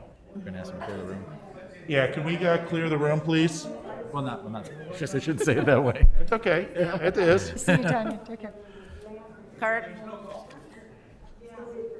Kurt, excuse me, can you guys take it outside? There we go. Thank you. Thank you, Co-Chair. Yeah. Okay, moving on to item number 6, Village Staff Report. I have nothing to add to the report that's included in your packet, but if there's any questions, I'm happy to answer it. We do have a number of items that we had hoped to get to tonight that we will get to in the next Thank you. agenda. Or so, which is in our next, Well, I was gonna say, the one you held up earlier, the sustainability plan, that's the big one. sustainability plan. I know that we have an issue looming with the number of permits for chickens that's written into to regulatory, and making a recommendation to the board for that, to raise that Is limit, that right? 6 or 10? 10, 10. And we're at 6 now? 7, 9. 9? No really? way. Yep, that's Yeah. 9, including tonight's 3 Hot approvals. dog. Wow. So I think at the next meeting, we should have it on our agenda to make a recommendation to raise that. Have a limit, conversation regarding Or have a that. conversation, is that right? Yes, Is that right? Let's not preempt anything. yeah. That's great. And we also had, We still have no bees. No bees. No, and that was, And that that was was the the one first that one. kicked off everything. Yeah. Ironically, Interesting. yeah. we're going to have a bee mitigation fund. Yeah, Brian, I think it was your compelling arguments against it. Oh, I think- goodness wasn't, gracious. didn't Smithsonian come out today saying bees are extinct in something like 7 or 9 states? Oh, my heavens, I didn't see that. That's Honeybees. frightening. Yeah, someone sent it to me, so it would be nice if someone had bees. Sophie? And then we had postponed, but we need to get back to some landscape planning work, right? Yep, the McClory Bicycle Path Bridge is complete. They just finished the final galvanized railing this week. And there are plans from Tesca, from the Okay. corridor, really down from the middle school north up to the train station for that Oh, entire wow. corridor. Wow, okay. And Nice. so, Is it sustainable? Is it? Clary? Natives, yes. It is native. Yes. Great. And the steel stuff that you were referencing, because the sign says that's in the next couple weeks or months, that, right, that it's Thank you. temporary. literally was finished yesterday. Oh, because I was just there Sunday. So it's like I yes, just yeah. saw the sign saying it wasn't in, so now it's Yeah, in. that was one of those logistics issues where they couldn't get the product to Right. place on Thank you, on site. pandemic. Wasn't Yeah. there at one point a plan, because I think I reviewed it, to put lighting along that path down to the middle school? So the village submitted a plan to the Safe Routes to School grant program and did not get funding for that. and has placed it further back in the 10-year capital plan. It's still in the 10-year program, but it's not been programmed. Yes, yeah. And there's other projects I suspect that are going to move up in the village's application, I guess, quiver. We are having conversations with the school district about updating their safe routes plan. If you remember, I'm sure you will remember, years ago, there was a plan that we jointly submitted with the school district and the park district, and then we being the village, to actually get a tunnel. Oh, yeah, I remember that. With 176, and at the end of the day, the other two districts opted not to participate financially, and so that was a significant grant award. Yes, it was. I remember that. But I think what will come up, and you guys may end up talking about too as part of the sustainability plan update, is there has been a recent study at the Metropolitan Mayor's Caucus about, I'll call them gaps in the village's pedway system. So the idea that there's sidewalks that just start and end. And that there's some places that the village should be closing those gaps, and there's other major, I'll call them transportation corridors that have the absence of sidewalks. And so the idea is the Safe Routes to School looks at a 2-mile radius around each of the schools on Lake Bluff, and we can look and see where is connectivity missing and kind of submit a grant to close those gaps. We think that'd be a good project, and we're just talking to the schools about that, and they're going to be updating their plan. And Yes, I remember the enjoyment of planning the West Terrace sidewalks. yes, yeah, so. Okay. And I think we're also looking at doing an application to install, we have an engineering firm looking at a PED crossing flashing beacons, just like we have on Sheridan Road at Scranton, to the train station, looking at doing that on Green Bay right in front of by the school crossing at West Washington into the park district facilities. Yeah. There are, those areas are staffed with crossing guards during school days, but in the summertime, when there's other activities going on, there's not. So the idea is, can we get a permit to do that? Now, when the village secured the permit for Sheridan Road, it took years to actually get the permit. Right. And actually, we did the project and got the permit after we were done with the project, if you remember. But now there's a question of whether they would even allow it anymore. So we're pursuing that right now, and if we think that may be another submittal to do. So like the way it is by the train station, to have it be similar to that. Solar, but- activate, flashing beacon. Nice. Yeah, so. Great. But that, it may come down to one of those, some of these things we've learned over time, that when a project, let's say that the scale of it's like, I don't know, less than $100,000, sometimes you spend $20,000 in paperwork and sometimes it's not worth, and so that may be one, but those are some of those other safe route conversations that we're having and planning as we speak. Okay. Outlawing scooters. That hasn't come up yet. All right. The Central Business District, it might could. Members report, is there anything the members would like to share? Okay. No. Co-chairs report, anything, Not so much. any losses you've suffered?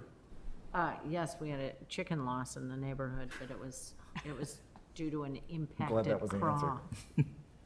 It was due to what? An impacted craw. Impacted Oh. It's a problem. Ah, Anyways. okay, Sorry. yeah. I always have to kind of laugh at the rodent Question? because if you feed birds, you're also feeding mice and the chipmunks and the whatever else. So, and actually, I think the chickens probably do a better job at eating their own, food more completely than, Yeah. Almost anything. yeah.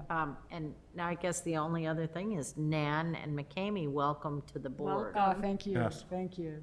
Thank you very much. I'm It's a excited to be pleasure. here. Yeah, me too, pleasure. You guys can see my face now. Yes. Good question tonight, thanks. Yeah.